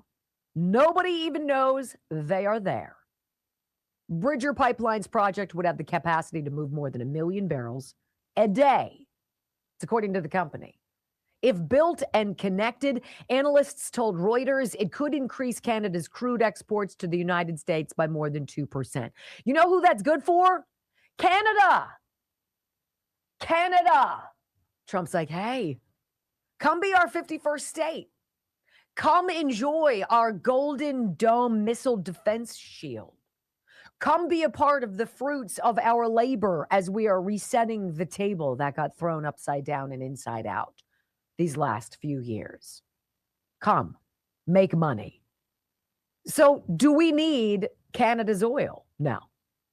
Trump's authorization of the Canada-U.S. pipeline appears to contradict previous rhetoric around petroleum imports.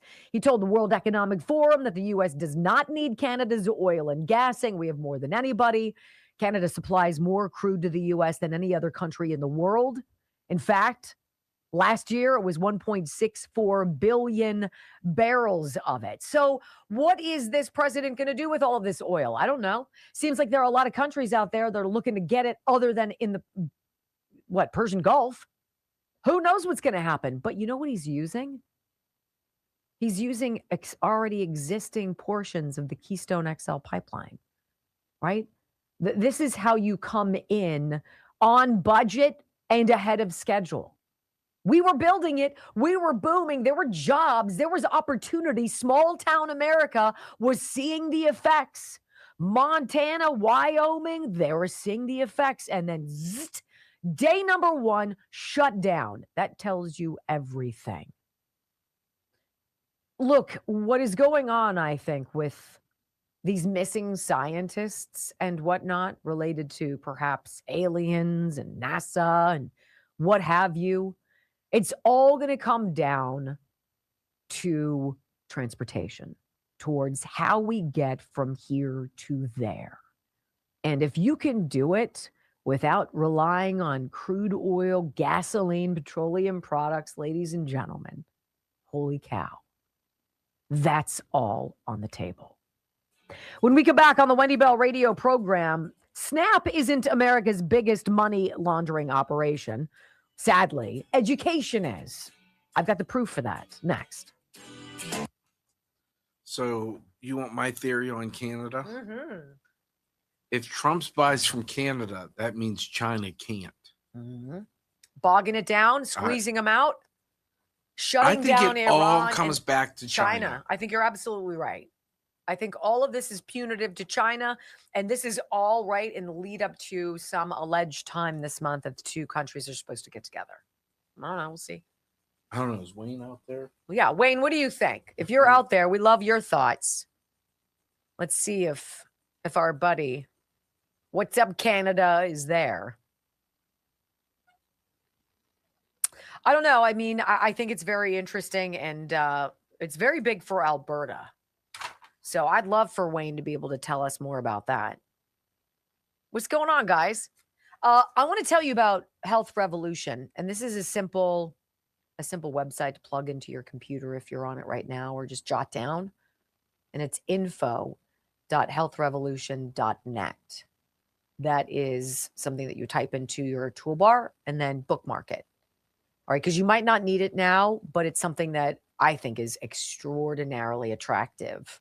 I don't know why, in fact, a lot of people wouldn't just call 800-868-6187 and get an estimate. So imagine health insurance that fits your needs, that fits your budget, that allows you to keep your doctor and not drop money for copays and get absolutely myrtleized with a fat deductible, or rather fat deductibles and fat copays, right? You don't want that. So info.healthrevolution.net says, you know what, let us save you 30 to 60%. And how did they do that? Well, you don't have to worry about open enrollment or anything. All you have to be is under the age of 65. All right?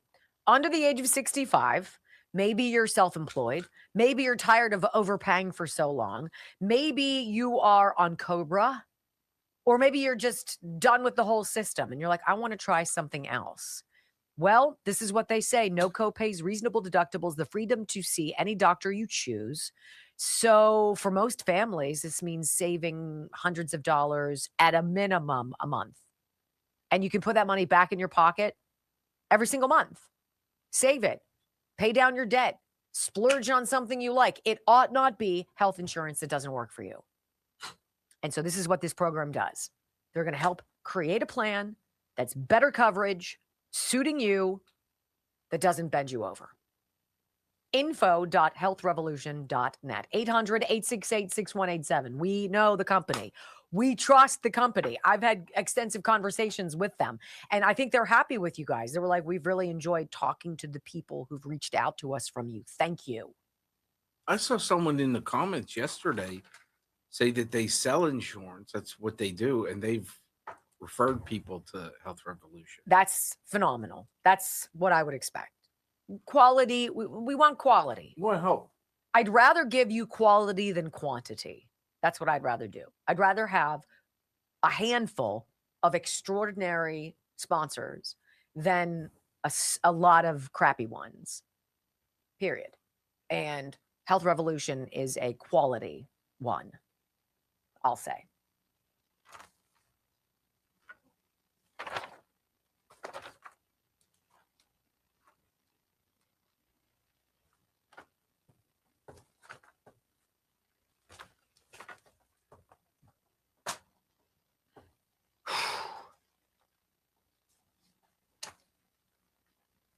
I'm super excited to find out if my friend who's running the Pittsburgh Marathon this weekend, who yesterday started taking Blood Flow 7.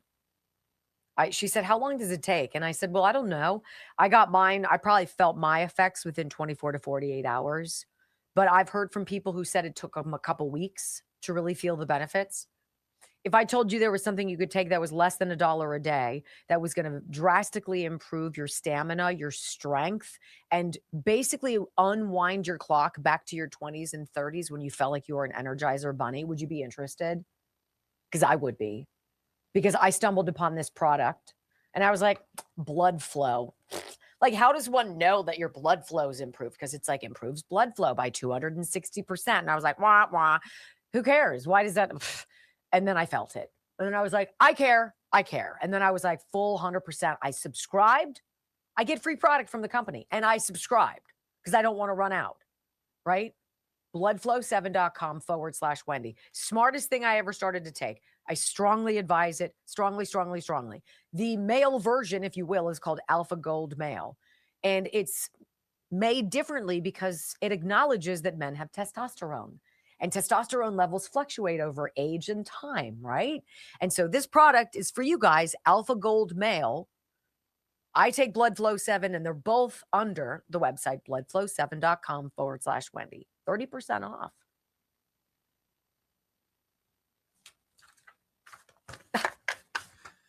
I still don't understand running a marathon. You couldn't find a ride or?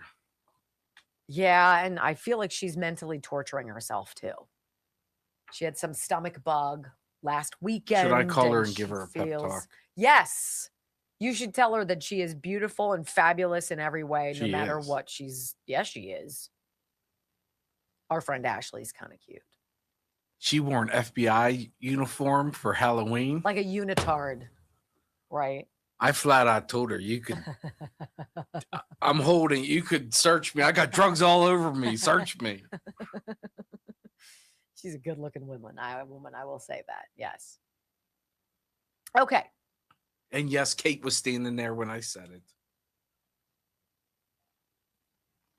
This is such a gross story.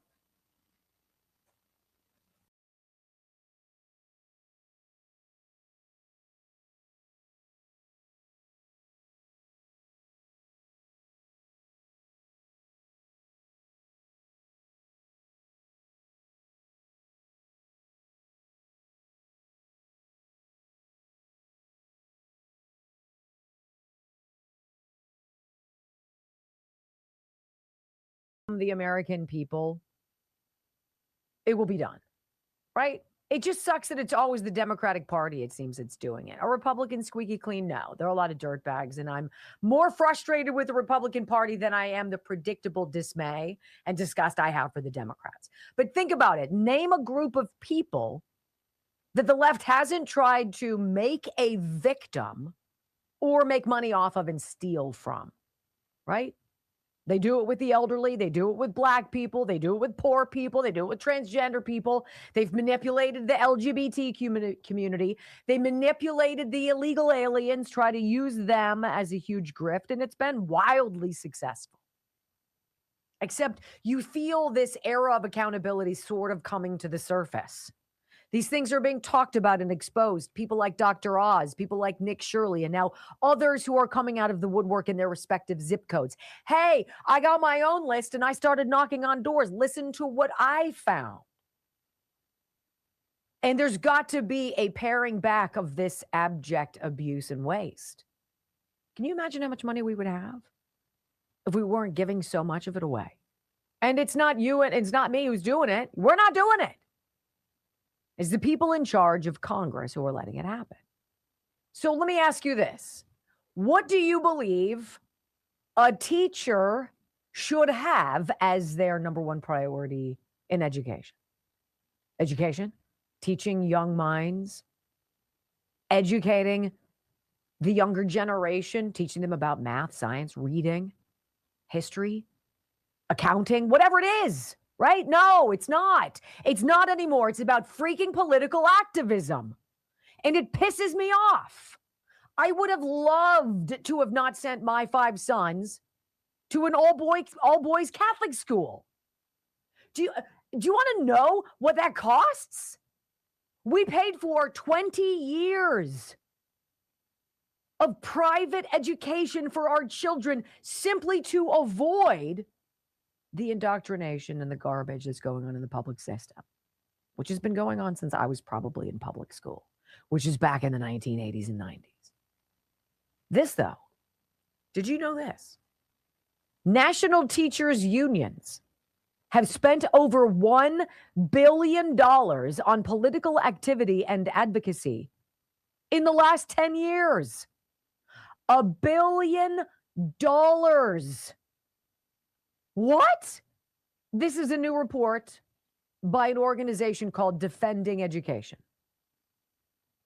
It found that the American Federation of Teachers and the National Education Association together directed $669 million in federal political spending and an additional $336 million in state and local spending. Why on earth do teachers' unions need to be political? Why is that? Why is education political at all? Every single child in a public school seat equals a dollar amount, right? That dollar amount, we argue, goes to cover the expenses of maintaining the school, maintaining the administration, compensating the teachers, paying for supplies. Do you mean to tell me that the quality of education in a city such as New York warrants $37,000 per pupil in taxpayer money, federal spending, or state spending? Are you getting $37,000 out of your investment or the taxpayer's investment per pupil? No. So you have to ask yourself, where does the money go? Well, in the last 10 years, $1 billion of it went to go elect Democrats. It went to political action committees right? That support things that you and I don't. It's certainly not focused on improving outcomes, creating better thought leaders. It's not on better test scores. It's not on children who are breaking the mold. America does not have the planet's smartest, best students. Sadly, that would probably be China or India. It ain't America. $1 billion. The total includes member dues, Political Action Committee contributions, and Committee on Political Education funds. Teachers' unions collect these Committee on Political Education funds, called COPE and PAC dollars, separately from their dues and their fees. What did you find out, Brock, that a typical teacher or a teacher could pay how much in dues? It was like $1,400 a year.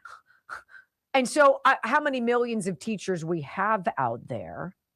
So each of them is giving a chunk of their salary to this union that one would argue should represent them with better contracts, better pay, better benefits. But how about if it's towards electing Democrats who allow all sorts of shenanigans to take place that ultimately reward non-government agencies and liberal, causes that then kick back money back to the Democrat coffers? It's all money laundering. It's the same thing as the SNAP benefits, except it's off of the backs of our children. When you tie in money coming from the state and local level and the political game plan of teachers' unions, it's just one giant political machine that's trying to take control of everything. According to the findings of this audit, unions and affiliated groups spent approximately $7.2 million opposing school choice initiatives in Kentucky, $4.3 million to repeal similar policies in Nebraska, and more than $4.2 million to oppose school choice efforts in Maine. What is school choice? Well, it's the idea that if every child is equivalent to a dollar amount, and the schools in your area, public, fail repeatedly, generationally, that you should have access to that money to be able to take your student and put them where you want. Whether it's the all-boys Catholic high school that we sent our sons to, or it's cyber school, or it's homeschooling, which, oh, by the way, is phenomenally successful and kicks the everlasting liver out of scores from the public schools, right? Then you should have the ability to do that. School choice. So you have teachers' unions using money from the teachers, their dues, going to fight initiatives that you and I wish that we should have access to, that now generationally restrict people in certain communities and forever tie certain people down. Wait, what? Yes. Yes. Teachers' unions giving $1 billion to political action committees that do nothing but allow them to make more money and stay in power forever while our children's test scores continue to go down. You know what it is. It is another giant grift. And school choice would negate the forcing of students to go to specific schools. It would allow survival of the fittest. It would allow supply and demand. If there's demand for the public schools, then the money goes there. But if everybody pulls their kids out of the failing public schools, there's no demand and the school has to close. Doesn't that sound normal? That's how we do things, isn't it? Here's a news report talking about South Carolina. Do you think teachers in schools ought not be political activists? Because that's how I feel. This report from a TV station in South Carolina made me go, what? Listen. Mecklenburg schools will not have school next Friday. District leaders making that unanimous decision just minutes ago. And it comes as thousands of teachers and staff members across North Carolina plan to rally in Raleigh. In fact, sources say more than 1,300 CMS employees have already requested May 1st off to protest North Carolina's ongoing budget impasse and lack of teacher raises. Again, CMS leaders just voting to cancel class next Friday, May 1st.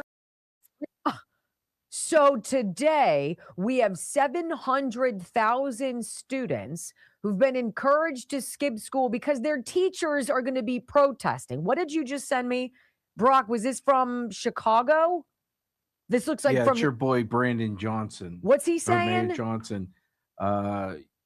11th graders in Chicago. Oh, wait. Chicago mayor is encouraging students to skip school today for anti-Trump May Day protest. You're creating action that will turn into power. Do you want to know what these South Carolina teachers are doing? They want to let the kids be off to help them protest, go to their state legislatures and demand more money, and to demand action from legislators to stop Trump. Why do you need more money? You don't need more money. It's a grift, you guys. Public education is a grift. It is a giant grift. You've got tens of millions of captive students that you need to educate. Why do you think Donald Trump blew up the Department of Education? It wasn't working. It's indoctrination. And now you've got what? Some ridiculous percentage of teachers are chicks and liberal chicks. And the last thing we need more of in this country is more liberal chicks teaching these young minds of mush, as Rush Limbaugh used to say. And then when they need more money because the coffers are running a little bit thin, they demand everybody take a day off and let's all go march to the Capitol and demand more money. Where's the accountability? Why did Randy Weingarten fly to Ukraine to fight for Ukrainian students, but not for your students? See, this is the thing that all is getting exposed. You've known about it. You've known about the failure. COVID woke us all up, right? We saw our kids on computers. We listened to the lectures of their teachers. We listened to what they were learning in school as they were sitting in our kitchens as we were making dinner. And we were like, what? And then all of a sudden we realized, oh my gosh, we've got a bunch of public teachers who are indoctrinating the next generation of clone troopers to go out there and be active and angry. Don't go out there and dream and make meaningful decisions. No, we're going to teach you what to think, how to think, where to go to think. We're going to tell you everything you need to know to be a victim for the rest of your life so you too can grow up angry alone with a lot of cats. That's what we're teaching our kids. I found this. How about this? This is from recent College Board 2024 report. How about this? SAT scores 2024 education majors. She got a 1029 on the SAT.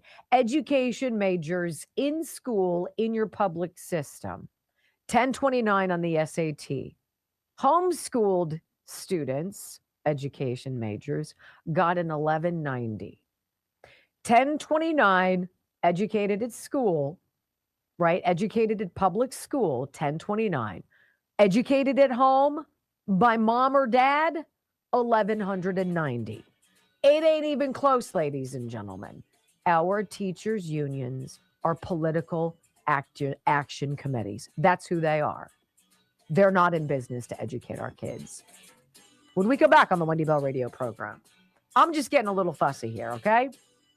President Trump wants all Americans to realize their dreams. And so he's putting his money where his mouth is. What? I got the details next. Saving for the future. Funds for newborn babies, right? And Brock and I were talking about this. How many billionaires do you guys think are in this administration? I was surprised by this. I was like, what? So yeah, we're going to spend $1 billion not on teaching, not on innovating, not on making school better, not on fixing a broken system that we broke, right?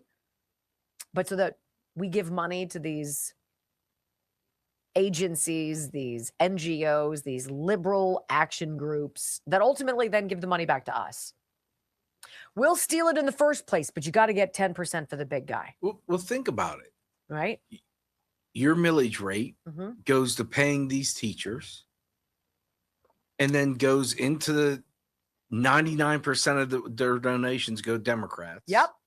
And, they sit there and they strike. And the broad brush, not every teacher's a bad teacher. I get it. Keep your emails. Wow. But you sit out there and you strike, and you want me to feel empathetic towards you as you tell me, I don't want to pay for my medical. I want a pension, and I'm going to work paying taxes and my reallage rate, which keeps going up, Oh my and I God. have no control over it. Right. At some point, haven't you paid off your property? Haven't you paid enough? Do you think the 84-year-old across the street from me has paid more than her fair share of property taxes that keep going up? I'm 50. I got my house when I was And you don't have kids? 26 or 27. No kids, which I don't mind paying. But there comes a point where you're like, wait, What am I second. getting? I've paid, let's just say 15 years of taxes. I received nothing in return for it. My ROI for the Pittsburgh public school system is 0. I want to tell you about Dr. Simkovich, Dr. Charles Simkovich and the Simkovich Concussion Institute. If you've been knocked in the head, call 412-366-3700. If you have chronic headaches that are ruining your life, call 412-366-3700. If you were injured on the battlefield or playing sports and you know that you're not right and you don't feel like you're in charge, you're not the same anymore, call 412-366-3700. If you've fallen off of the roof, something happened to you, call 412-366-3700, SimkovichConcussionInstitute.com. They help you. They heal you. They put you back in charge of your life, period. That's the story. That's what they do. And they do it every single day. 412-366-3700. We can do some quick math because my numbers are smaller than her numbers. I paid $60,000 for my house. I pay $3,000 a year in taxes. I've been paying for 20 years. I've now paid what I paid for my house just in taxes. Just in taxes.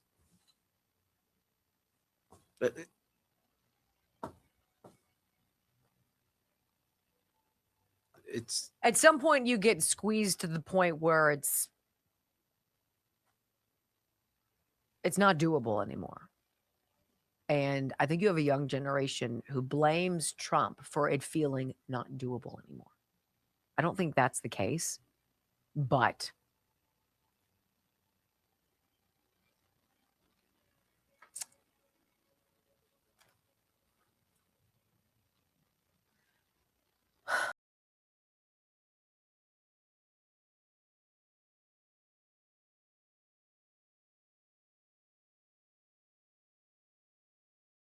between Joe Biden and Donald Trump. Donald Trump, billionaire, self-made, yes, and family help, of course.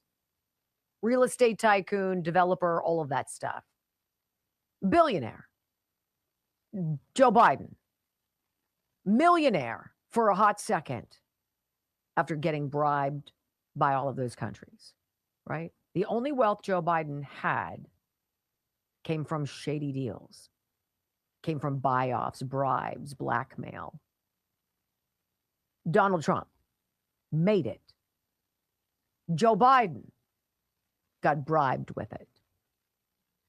Do you know how many billionaires are in this president's cabinet?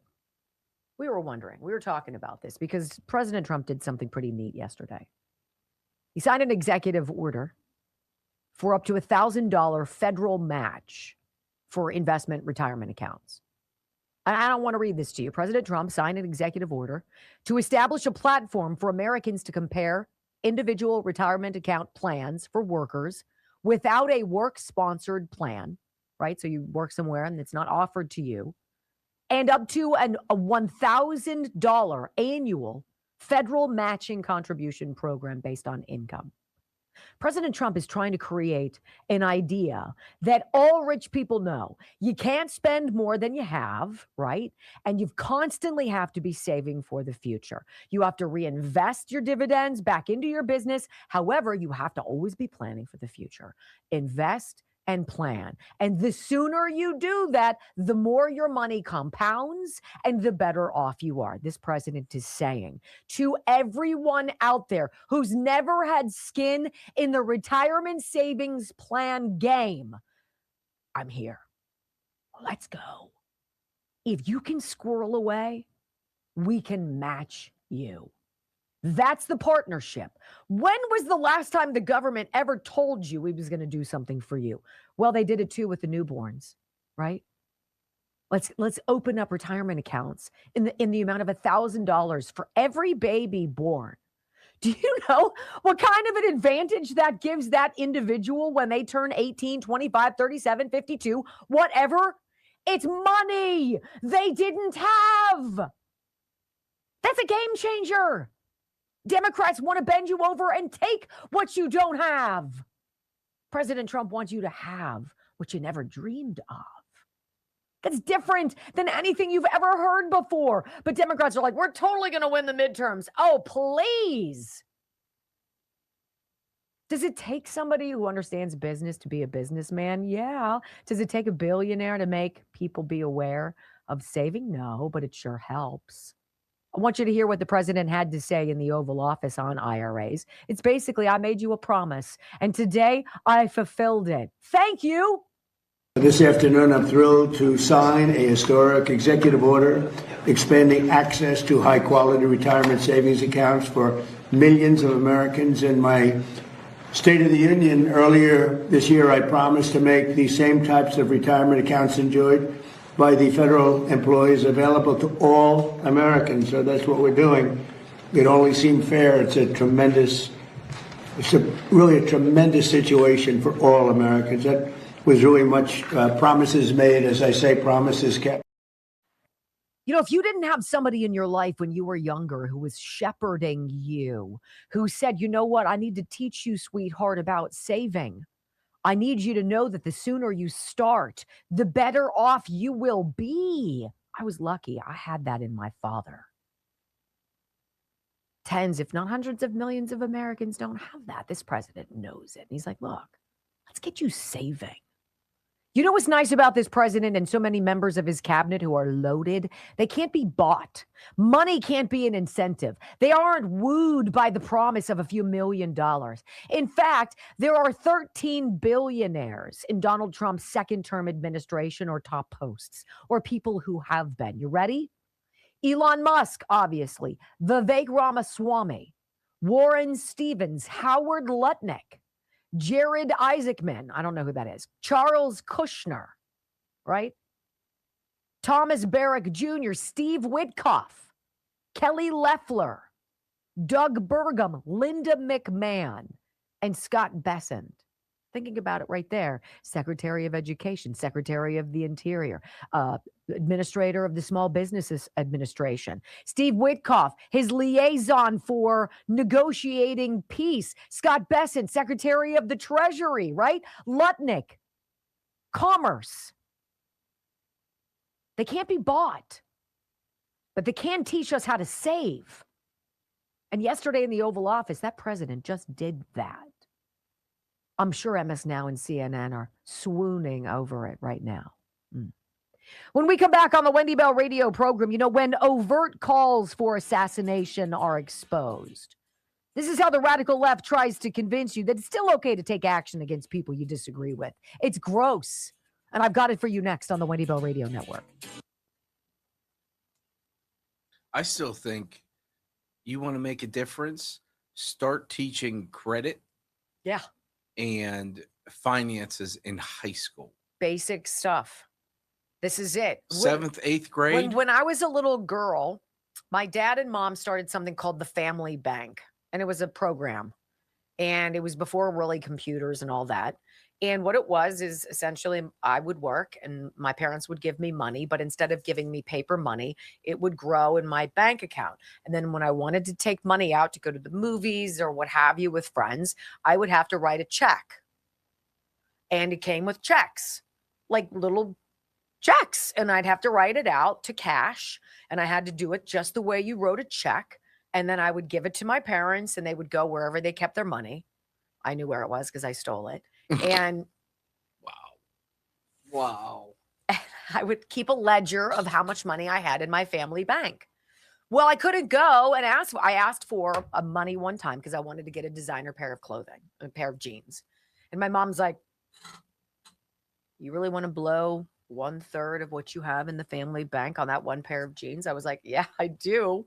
And she let me, and I sure learned about that. Well, I have a question. Yes. Were those the pants that were green? No, I stole those from Sears. Thank you Oh. for the reminder.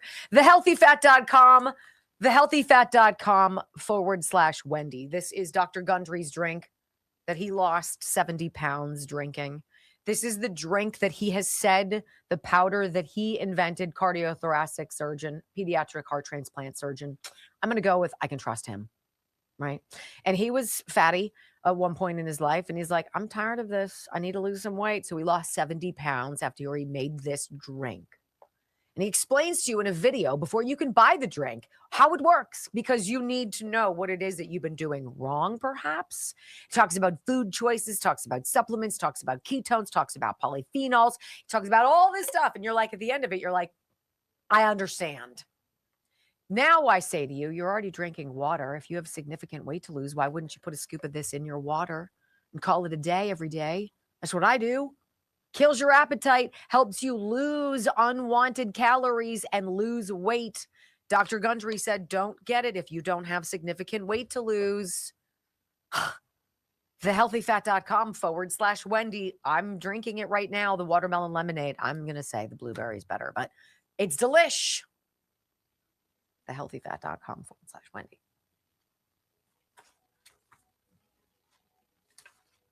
What's up? What's going on out there? Anybody? Anything? So there's someone that said in the chat that, you know, kids need to learn how to read and write. I don't disagree, obviously. But to teach someone, in hindsight's always 20/20, is if you'd have told me taking out a loan to go to college. Would have cost you 20 years of your life and pay. And you would have explained to me, hey, you could go do a trade. You could go do this. Here's how much you're going to be in debt. Here's how much you could have made up until that point. It would, maybe I still go to college, but I sure as hell go to community college first. Oh, yeah. You know, Let me think about this a little bit more critically. yeah. Let me think about what requirements I could take at the community level that costs pennies on the dollar. Ryan did that. He had to take So a did class. I. He took a class for 2 weeks at the Community College of Allegheny County, CCAC, and it cost, I don't know what it cost. The class $1,100, and he got 3 credits for it. The class I took multiple classes during the summer just to not have to pay the school. The class costs as much as 1 credit. And most of these classes are 3 credits when you go to college. 1 class was the same as price as 1 credit at the university. Yeah.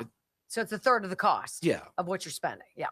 It's just teaching compounding interest in a car loan, in a mortgage. I didn't have that.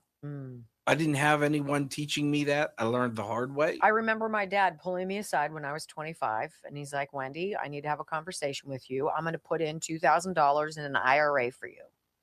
You don't know what that is, but I'm about to teach you. We were at a family reunion. We were the only people up, and he took me down to the cafe, and we had coffee and breakfast. And he's like, this is how it works. And every year, I need you to save up money to do that. I'm like, Dad, I have a job. It makes $32,000 a year, and I live in New York City. He's like, I understand that fact. I think but saving has to be what you're doing. I think teaching people too is, you know, every little bit counts. Like you said, say it's $2,000 a year. But let's break that down to every week. What do I have to squirrel aside for? That means no coffee from Starbucks. I never got into Starbucks because I couldn't have afforded it. There's no way. I made $800 every 2 weeks, and I lived in a 5th floor walk-up in Manhattan on the Upper East Side. And my rent, which was crazy, was $800 a month at the time. And I half your pay. I lived on $800 a month, and I did not eat. I remember my mom and dad sending me Hickory Farms care packages and literally crying. And then they came to visit and went up my 5th floor walk up, and they're like, she has no food. And they went to the store and they had to buy me $500 worth of food just to last. And I was like, literally, I cried. They took me out for dinner and we had a beautiful dinner, and the dinner cost my rent. And I was like, I can't eat this. I can't do this. Like, I wasn't paying for it, obviously, but it hit me. Yeah. I'm like, I think once you, like, that's the one thing about carrying cash. If you've never been broke, you literally, yes. If you've never been broke, If you've never had powdered potato soup for and a week, loaf of bread for 3 weeks, the story keeps getting longer. How does a loaf of bread last for 3 weeks? 1 piece a day. I didn't say it lasted the whole 3 weeks. Oh, okay. I was calling bullshit on that. No.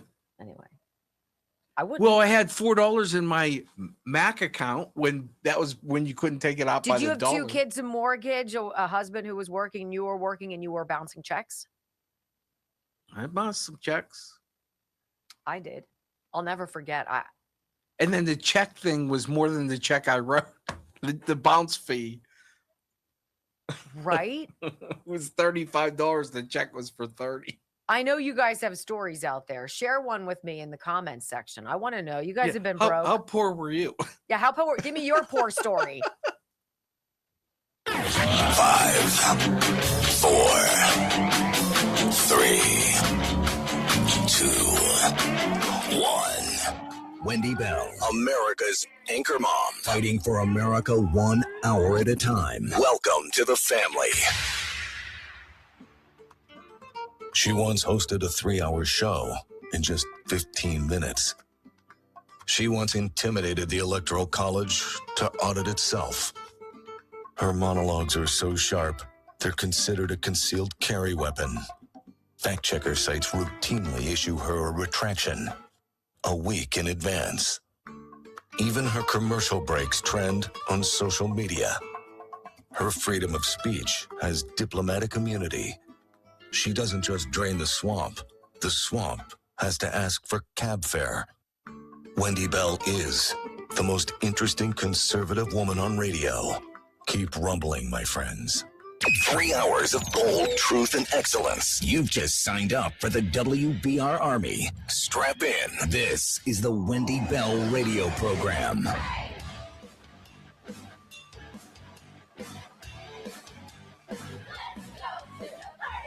Welcome back. Hour number 3 of the Wendy Bell radio program is live and on the clock. So, we've talked about this assassination culture for a while.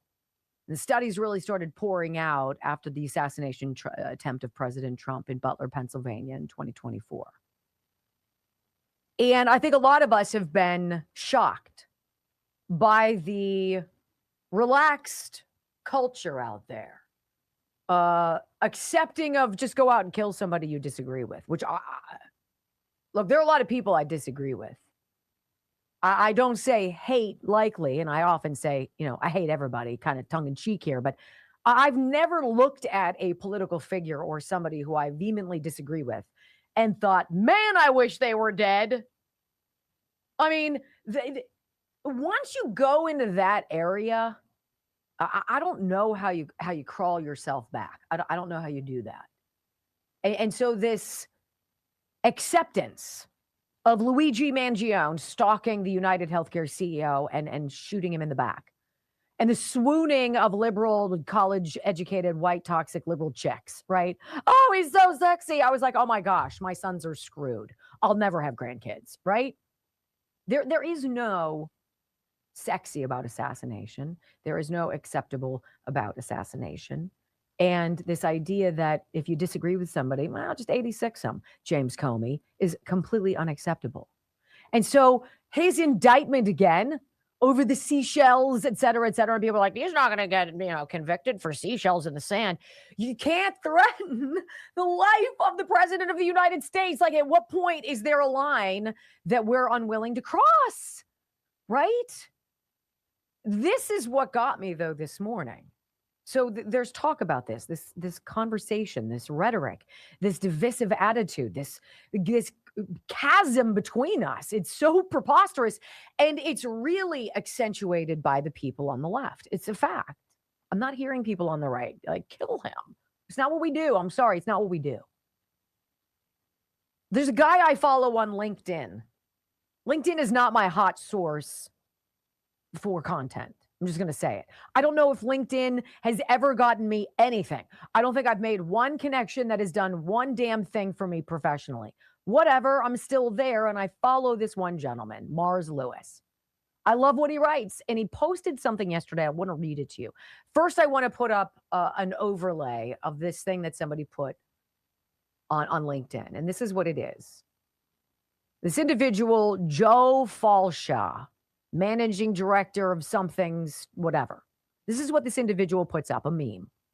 I'm so sick of him. It's a picture of Trump, right? This person's just so sick of Trump. I'm so sick of him.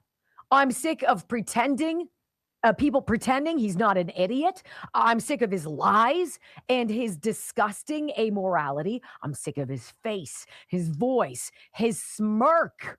I'm sick of his inability to say even one thing remotely kind or humble or appropriate ever. I'm just so sick of him. Okay, so that's a post. It shows up on my LinkedIn feed because I follow this guy, Mars Lewis. So it says he's an independent journalist. I love whatever he writes. I love it. It's always well said. It's always thoughtful. And it always takes me somewhere beyond where I'm already angry. And this is what this gentleman writes as a response to this person on LinkedIn saying, I just can't handle Donald Trump. This is what it is, and it's important. In the immediate aftermath of a serious assassination attempt, involving Donald Trump and key members of his administration, this is the sort of thing a supposedly civilized person decided to post. Read the language carefully. I'm sick of his face. I'm sick of his voice.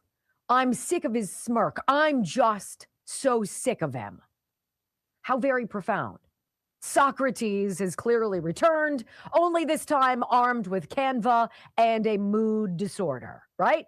The meme offers no argument, no policy critique, no evidence, and not enough civic substance to trouble a cocktail napkin. Just raw personal disgust poured into block letters and presented as moral insight. And after an assassination attempt, it matters.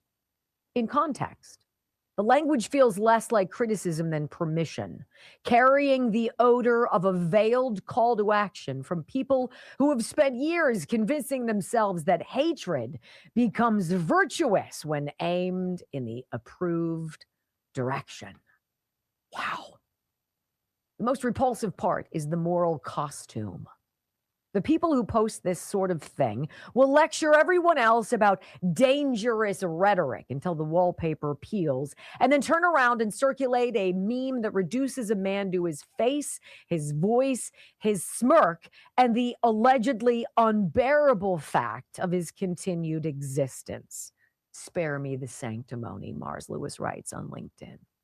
Got to follow this guy. It's brilliant.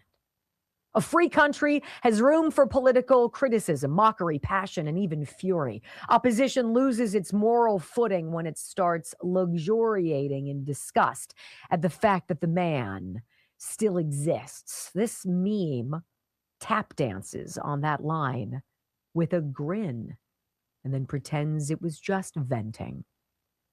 Any platform that allows this kind of rhetoric to circulate immediately after a reported assassination attempt should take a long, hard look at the competence of its moderation team. The lectures about community standards ring hollow when those standards apparently vanish the moment the target has the wrong politics. When this kind of material slips through while ordinary users get throttled for far less, selective enforcement has simply put on a safety vest and called itself moderation. America does not need more emotional arsonists pretending to be firefighters. We've had enough of people mistaking hatred for courage, hysteria for intelligence, and personal revulsion for civic virtue. This is dangerous rhetoric. It crosses the line. And anyone with a functioning moral compass should say so without apology. Right?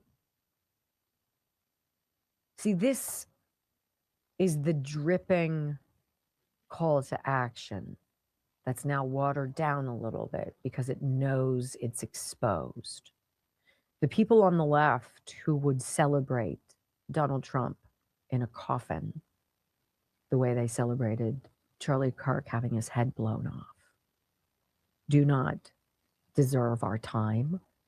They do not deserve our energy. They do not deserve me talking about them right now. But this is sort of like the soft bigotry of low expectations.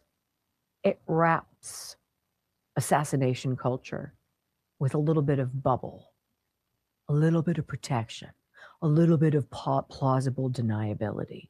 Well, I didn't mean that I disliked President Trump's smirk on his face, so somebody should go kill him. But if somebody does, well, can you blame them? This is unbecoming. This is conduct unbecoming a civilized culture. And the more I look, and I try to be fair, though I'm biased as hell, I support this president. I have no tolerance for this sort of action. I've never once encouraged violence against Joe Biden. I never made fun of him for obviously slipping away. I didn't mock him. I didn't laugh at him. I didn't have fun with his son, who's an addict, because I don't think that sort of stuff is funny, no matter whose home it hits. But to try to wrap up and excuse injuring someone that 80 million people chose because they love this country and they want to make it great again is 100% unacceptable. And I agree with this gentleman, Mars Lewis, who calls on LinkedIn, do better, because we see you. Do you think Black voters see that? I do. Do you think moms see that? I do. I do. Every which way Democrats can do the wrong thing at the wrong time with the wrong message, they do, predictably.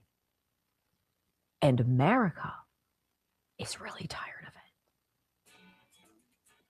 When we come back on the Wendy Bell radio program, you know, I'm going to say it. He's my guy. Time for John Thune to be kicked out as the Senate Majority Leader. I've got a new one, and he's badass. And I'm going to tell you who it is next on the Wendy Bell Radio Network. Who puts that on a professional site, too? This was the line. I love Mars Lewis. So if you are on LinkedIn, find him. Find him. Every single day, there's something new and beautifully nuanced. Like he sees the clarity of it, the obviousness of it. But he writes in such a way where you're like, yes, that's how I feel. Mars Lewis, LinkedIn. Tremendous. All right, I want to tell you about my collagen. I believe collagen is something very important. I know that when we stop making it or it slows down in our bodies, the effects of aging kind of accelerate. I look at myself and I see different things about me in the mirror. And I see the age hitting. And some things, unless you're going to have a facelift, you're not going to fix. Unless you're going to have gastric bypass and a tummy tuck, you're not going to fix. Some things you can. And you can fight the clock. And I do that with my Native Hydrate, or my Native Path, excuse me. Native Path, getnativepath.com. This is what it looks like. These are my collagen peptides. Right? Mixes easily into hot or cold liquids. It dissolves clump-free. You don't taste it. It's not something where you're like, ooh. You can drink it in coffee. You can put it in water. You can sprinkle it in cereal. Put it in your cottage cheese. It doesn't matter. Get it into your system. This is the brand I trust. Third-party quality tested. No additives, no fillers, no junk, no garbage. right? Just grass-fed collagen peptides, and our bodies need it. Your hair, skin, nails, your skin, fight the crepey skin that we all get as we get older. How about the cartilage in your knees as you walk up the stairs, the crepitus? How about doing it for your ligaments, for your joints, for your cartilage, for your bones, for your gut, for your brain? Up to 45% off. GetNativePath.com/Wendy. It's one of those things that's sort of like, Blood Flow 7. I will drink it. I'll take it forever. Period. Native Path. GetNativePath.com/Wendy. Up to 45% off. They are a wonderful company to deal with. I recommend them entirely. And men, you need collagen too. He's drinking it. I got my work husband drinking it. I get to nag him like a wife does. Right. Right. Turd. Does Kate ever do this where she puts the sheets or something in the wash, knowing full well that she won't be home to switch them over or make the bed? Why are you trying to get me in trouble? Joe did that this morning. I walked into the bathroom and I'm like, why'd you strip the sheets? He's like, I had the chills and the sweats and I wanted to wash them. I'm like, which is code for I wanted you to wash them and then make the bed again later when I'm not home. Thanks, honey. Right? Poor guy. Poor guy who has everything done for him because I'm fabulous. These are all my testimonials from Kelly Morgan, by the way. I'm going to read some of them for you here in a little bit. Have we discovered where we're meeting Tom and Jolene? Yes. To the place that we said? The new place? No. The place that Tom likes? No. Have I been there before and did I like it? We were there last week. Ah, that's the place he likes, I thought. No, he likes the other place. Oh. But I let him choose. Oh, Darius, thank you. Darius, thank you for posting that. He pinned Mars Lewis's LinkedIn page. I'm just going to say to you, I follow him. I read him every single day. He pops up on my news feed or my LinkedIn feed, whatever. And I'm like, yes, he's great. He's great. Make it quick. What?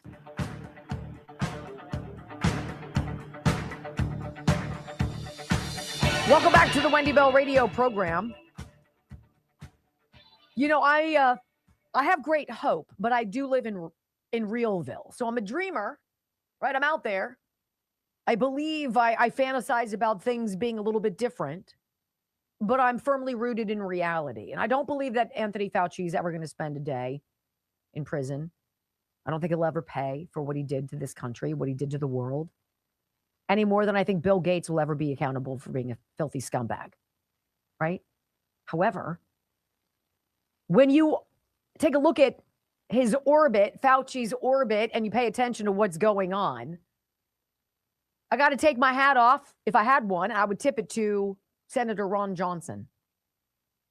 Senator Ron Johnson. I had a great privilege of being able to talk to him on this program many years ago. He's a good man, the senator from Wisconsin, and his relentless drive for the truth uncovers the most diabolical medical schemes in generations. And he's exposed the stonewalling, the slow walking of documents when questioned to explain what they've done and how they've lied to cover it up. Of course, I'm talking about COVID, right? And of course, I'm talking about the vaccine. Remember when you were like, oh, you can't say that. It's like you can't say Lord Voldemort in the Harry Potter things, right? No, you can't say his name. Well, vaccine injuries, they're real, and they knew they were real. They knew all along. They knew ivermectin was going to clear this up. They knew hydroxychloroquine was going to be golden, and they needed to keep you from getting it. How diabolical. Your own government keeping you from getting what could potentially save your life. What do you have in this president now?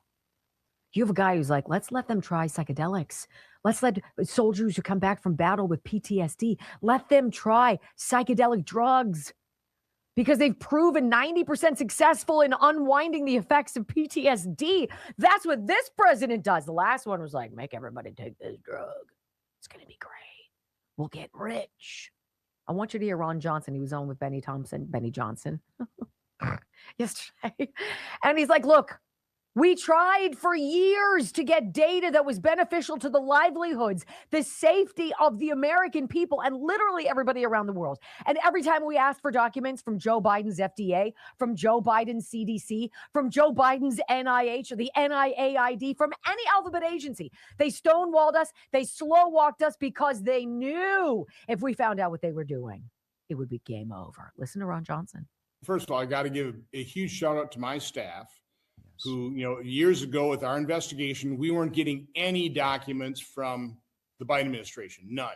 But, we requested documents from some of the universities like UNC Chapel Hills and other universities. This one came out of the University of Texas. We got a document production of about 115,000 pages in response to our oversight request. And my staff picked the needle out of the haystack out of the 115,000 pages. They found that email, David Morin's. I mean, we didn't know anything about David Morin's. How they found it, it's remarkable. But that was the email where he was bragging the fact that he had his FOIA lady had taught him how to make emails disappear. And if you're going to send anything sensitive, send it to my Gmail. Now that's in direct violation of the federal records law. Basically saying he knows how he's destroying federal records. He's avoiding it.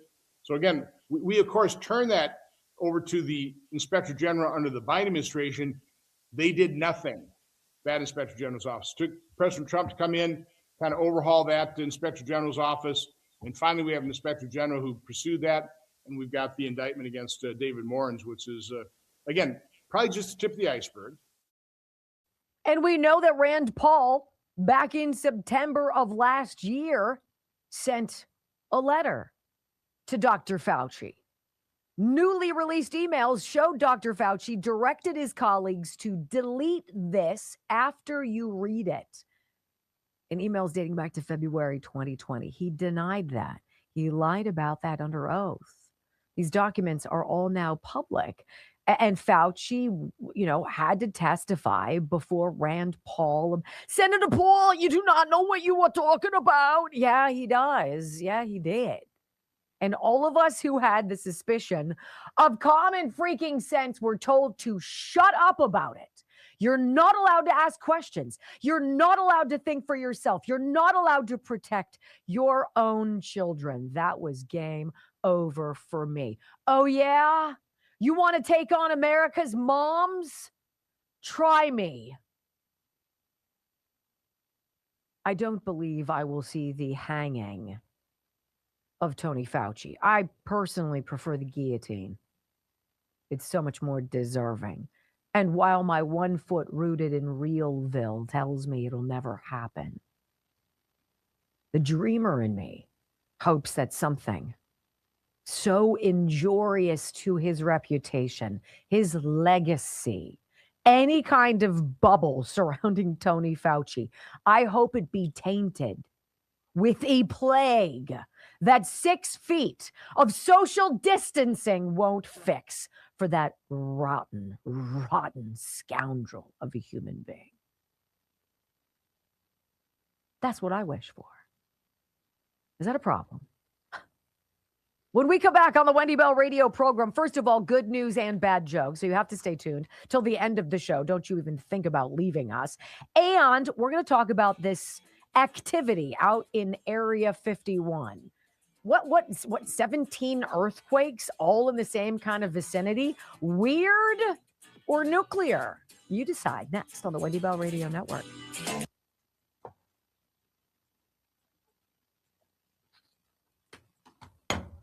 My guy, Ron Johnson. You know what I like about him? I've never gotten the vibe that he hasn't told me the truth.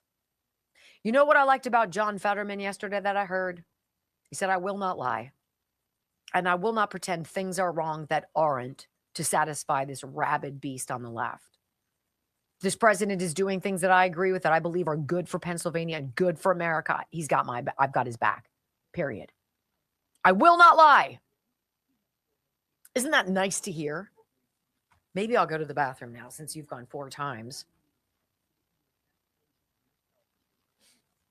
You'd think he was drinking a 6-pack over there. He's been up and down so commonly. Wow.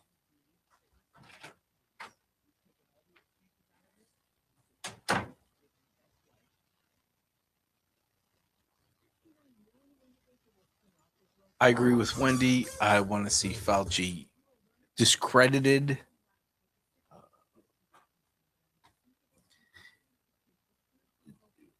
Strip him of, I mean, you can be disbarred. It's got to be something for doctors too. Strip him of his title. Strip him of things that are important to him.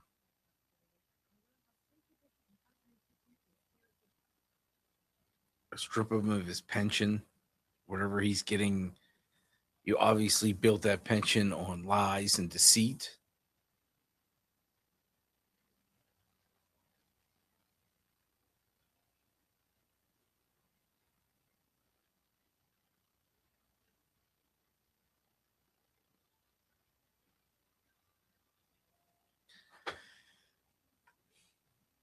I don't know.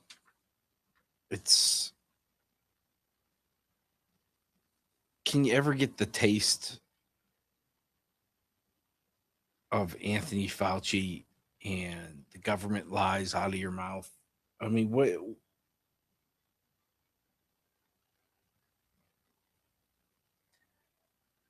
You don't want to see anyone die because the collateral damage done to his family, his kids, that they didn't have any part of him being a scumbag that I know of. So,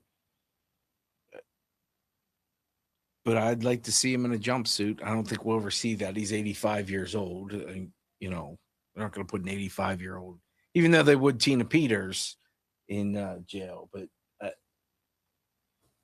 strip him of what's important to him.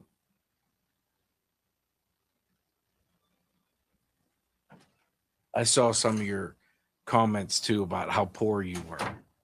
Someone put ketchup and bread. What are you talking about? I saw some of the comments of how poor people were.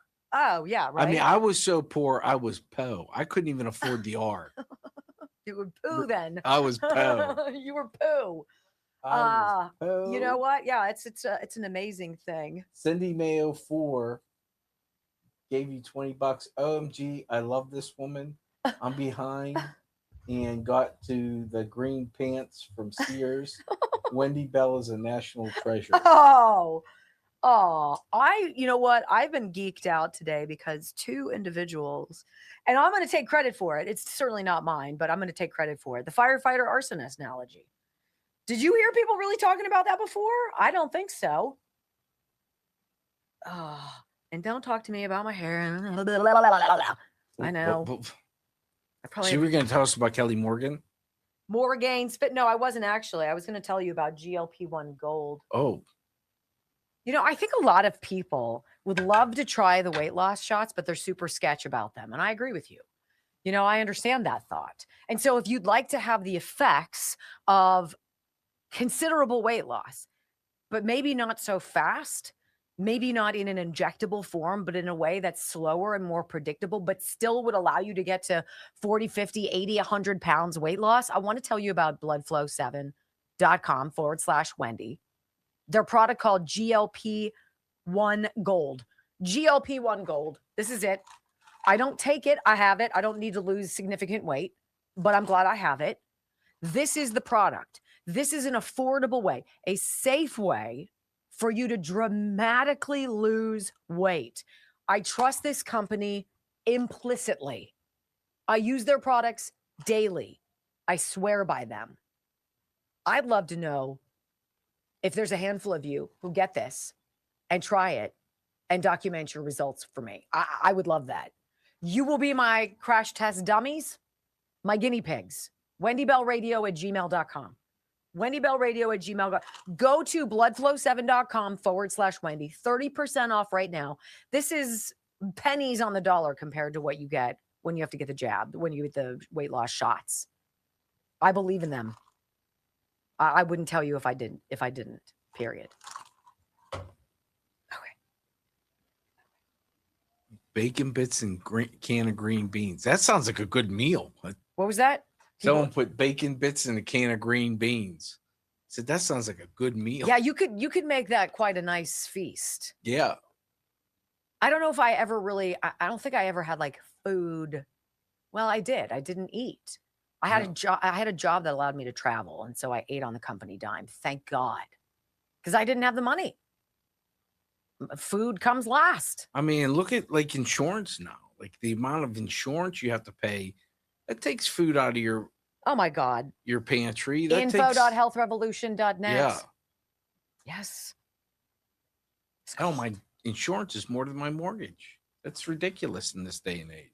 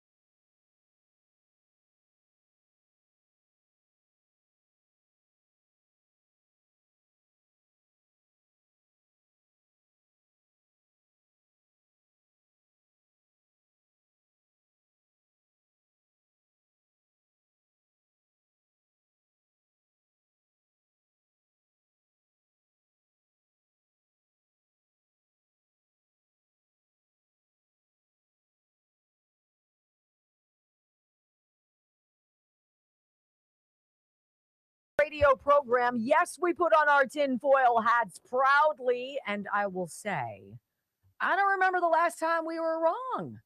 I mean, honestly, UFOs or nuclear testing. What triggered those earthquakes at Area 51? You guys hear about this? Well, you're gonna. At least 17 earthquakes were recorded near Area 51 in the vicinity of Nevada in the U.S. This article from firstpost.com says the tremors have prompted unfounded conspiracies about secret nuclear testing. What does that mean to us? It means they're most assuredly doing nuclear testing if they're telling us that we're all about conspiracy theories, right? Well, let's find out, because we got some experts who are a whole lot smarter than I who are going to weigh in on this. Here's the story. A sudden wave of seismic activity in the Nevada desert has once again put eyes on one of the most secretive military installations in the world. Over a 24-hour period, at least 17 earthquakes ranging in magnitude from 2.5 to 4.4 were detected within close proximity of Area 51. It's a highly classified United States Air Force facility, long associated with advanced weapons testing and persistent conspiracy theories. You know what's funny is if you just tell everybody what you're doing, usually you don't have conspiracy theories, but everything's been like, shh, right? The strongest tremor, measuring 4.4 magnitude, originated at a shallow depth of roughly 2.5 miles beneath the surface, which is why some people are like, that's not usually the depth of an earthquake. It's usually much deeper. The unusual clustering of quakes in a region not typically known for frequent seismic swarms has raised questions about whether the activity could be linked to covert underground operations. Bum, bum, bum. Well, the recent earthquake swarm was recorded just miles from Area 51, with the first significant tremor striking in the afternoon, followed by a series of smaller quakes over the next several hours. The latest event in the sequence was detected early Thursday morning at approximately 5:38 a.m. Pacific time. This is according to the United States Geological Survey. More than 100 individuals reported experiencing the shake, although the sparsely populated region is primarily inhabited by military personnel, contractors, and associated staff. What all are they working on? The Nevada desert, while not as seismically active as parts of California, lies within a broader tectonic setting where the Earth's crust is gradually stretching, making sporadic bursts of seismic movement possible. So what is it? Earthquakes? Is it underground testing? Well, this guy who I found, and he's got a whole hour, and I got to go back and listen to him. He's a geologist. His name is Stefan Burns. And he went on his YouTube page and he's like, look, this area out of Nevada, very close to this Area 51, is known to be a site where the military conducts nuclear testing. But it's reportedly been decades since the military has tested the nuclear warheads we have. Listen. So there's a history of nuclear testing in this area, infrastructure of nuclear testing in this area. And we haven't, the United States supposedly has not done any nuclear testing since about 1990 or 1992. And there is increasing talk right now of resuming physical nuclear testing to see effectively the state of the plutonium in the warheads. Because as it decays, right, it's not static, this is radioactive material. As it decays, it's generating light elements like helium, and this can alter the properties, effectively, of that warhead, that bomb. And so they have this whole stockpile. The United States, the Russians as well, all parts of the world have this huge stockpile that now, supposedly, for the United States, hasn't been physically tested in about 50 years. Makes you say, Now, I don't know. I don't know what's going on there. The origins of Area 51 date back to April 1955, when the CIA established the facility as part of Project Aquatone, aimed at developing the Lockheed U-2 reconnaissance aircraft. Its remote location and natural geographic features made it an ideal testing ground for high-risk, cutting-edge aviation programs. Over time, the base evolved into a hub for some of the most advanced aerospace engineering projects undertaken by the U.S. Ooh. How about Stephen Greer? Dr. Stephen Greer. Here he's a UFO researcher. He was on with News Nation. And he was asked about the president promising disclosure. He's saying the UFO files that also have us all so intrigued. What does that mean? And I thought this was germane in this particular environment. Listen to Dr. Stephen Greer, a UFO researcher. Well, I founded the disclosure movement at 25 years ago at the National Press Club event, where we had 20 top secret military and government people disclose their information. We're going to do another one on May 8th, coming up a week from Friday. And what we have found is that the government, meaning the constitutional government, was pretty much left out of the loop on this beginning in the late 1950s. And this is why when I spoke to President Trump's former national security advisor from his first term, they were never briefed on this. And I found this to be true all across government, both here and abroad. And yet the evidence is overwhelming that we're not alone, that there's a lot being kept secret. But the center of gravity of it is not in the government, it's in the corporations. My uncle spent his whole career with Northrop Grumman, so the large aerospace corporations are holding most of these secrets and run most of those facilities. Imagine that. Aerospace, they are the keepers of the archives here, not the president, not his cabinet, and not presidents for generations. And then Dr. Greer continues, why is the government so tight-lipped about the UFO files? Are they trying not to freak us out? And what this guy says is so relevant. Listen.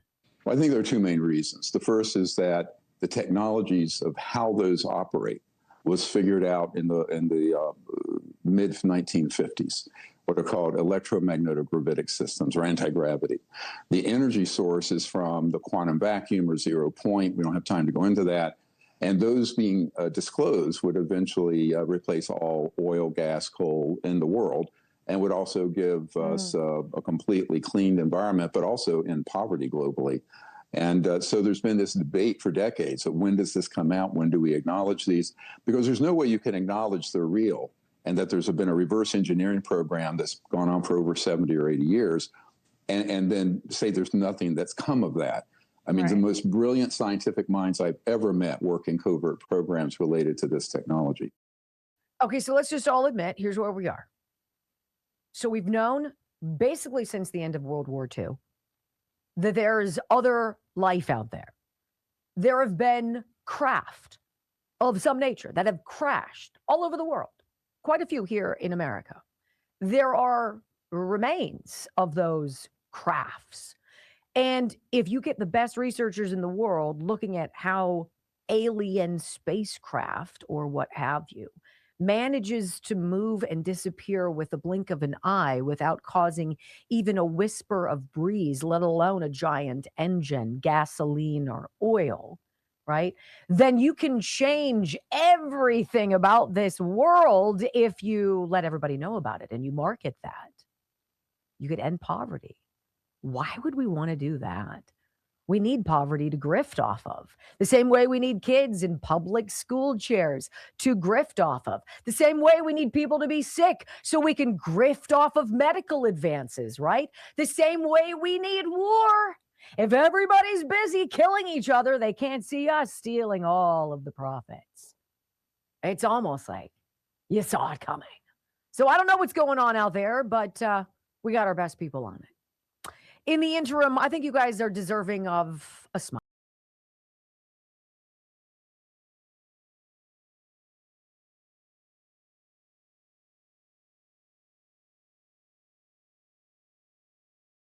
My boyfriend, Steve Hartman at CBS News, takes us on the road to Denver, Colorado, where a little girl who was born with one arm is inspired by a professional soccer player. Denver. I could eat her for breakfast. Oh my goodness. What a great story. Who doesn't need a role model? Don't go anywhere. It is Bad Joke Friday next. All right. I love that. What a precocious little girl. God, smart little turkey.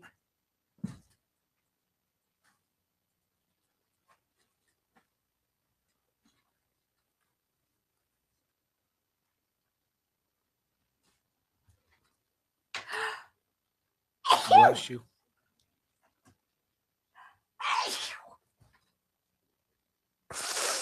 Excuse me.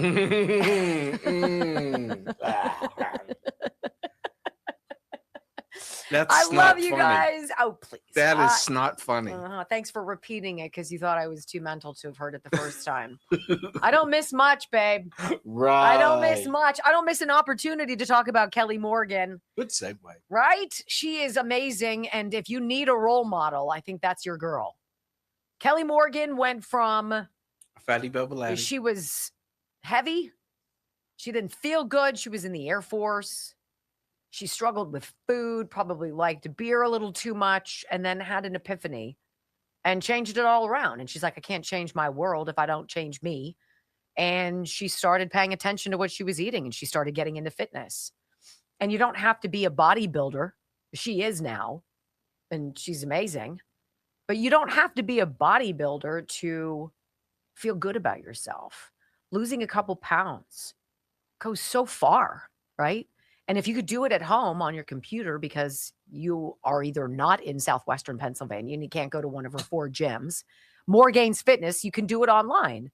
And that's what Kelly started during COVID, which was so smart. She's like, look, they're really cracking down on in-person stuff, but that doesn't mean you shouldn't get your fitness on.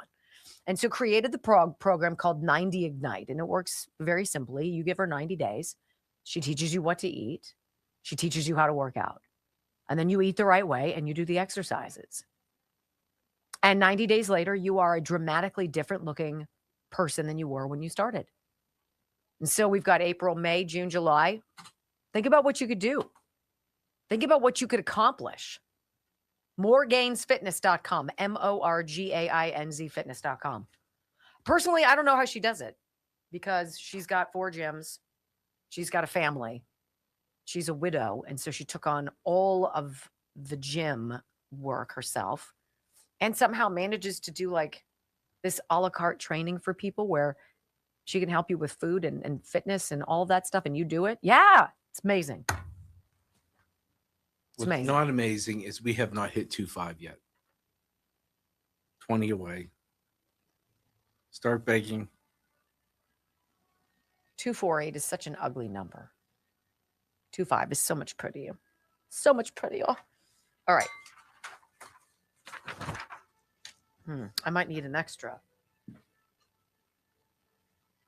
Here, I have some.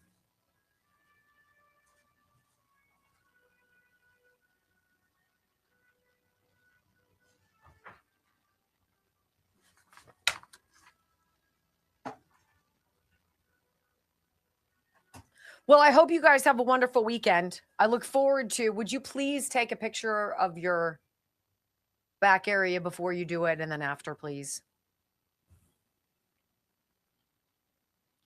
I'll put one in there with the collapsed gazebo. Yeah. Oh, Myron54 gifted 5 subscriptions to Wendy Bell Radio. Aren't you nice? Oh, Dem's Gotta Go got one. Smoker got one. T. Murray got one.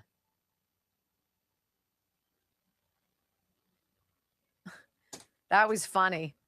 Ms. Lee, Lilu. My bad joke. What do you call a Cajun introvert? A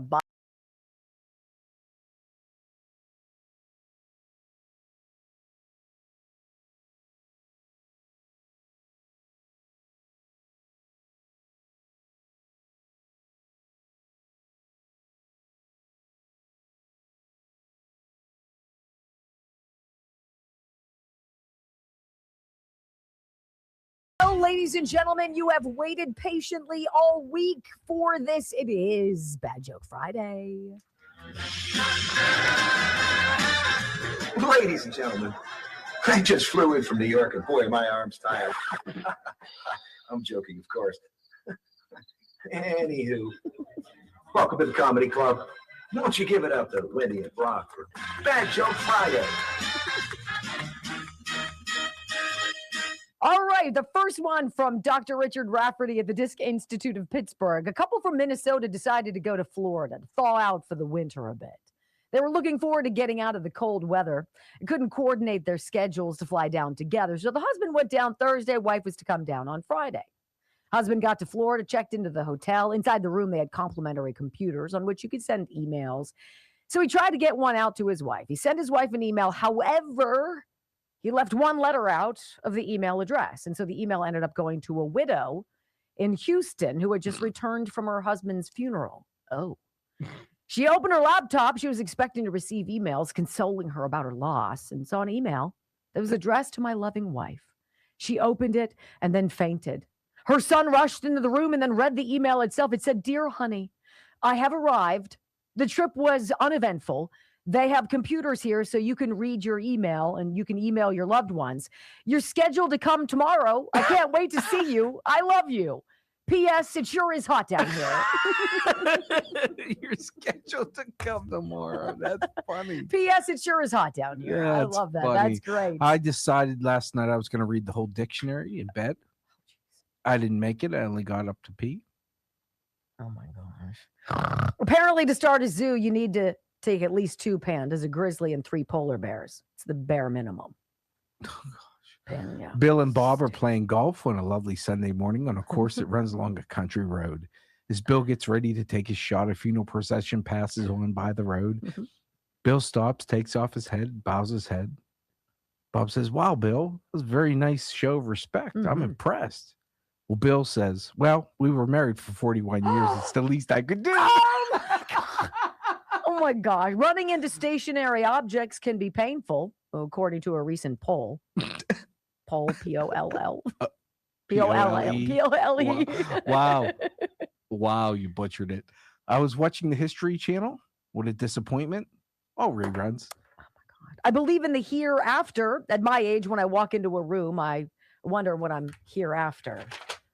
Right? It happens. Well, you had Kleenex in the refrigerator. fridge. Stop it. Yeah. I went into the confessional box after many years of being away from the Catholic Church. Inside, I found a fully equipped bar with a Guinness on tap.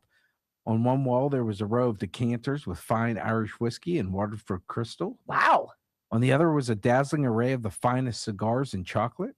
When the priest came in, I said to him, "Father, forgive me. It's been a very long time since I've been to confession, but I must first admit that the confessional box is much more inviting than it used to be." He replied, "You moron, you're on my side."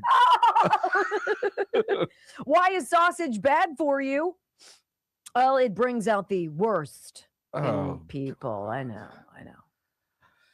What has 4 wheels and flies? A garbage truck. Oh, I was abducted by aliens. They made me clean my room, eat my vegetables, and go to bed early. Turns out I was on the mothership.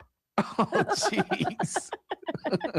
At a wedding reception recently, someone yelled, "All married people, please stand next to the person that has made your life worth living." The bartender was almost crushed. Oh my gosh. Grandfather says, "I have something to confess. I killed 9 people when I went to war." Grandson replies, "Weren't you a cook?" Grandfather says, "I never said I was a good one." Weren't you a cook? Wife to her husband, Carl. Husband, yeah. Wife, I just want to get this out of the way right now. I'm leaving you for another man. Oh. Husband says, "What?" She says, "I've got things packed and I'm leaving in the next hour." "Leaving me for who?" She said, "Steve, the postman." He goes, "My best friend, Steve?" Wow. She said, "I didn't know y'all were best friends. When did y'all become best friends?" He said, "Just 10 seconds ago." Oh my gosh. Shut up.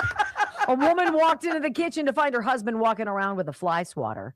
"What are you doing?" she asked. "Hunting flies," he said.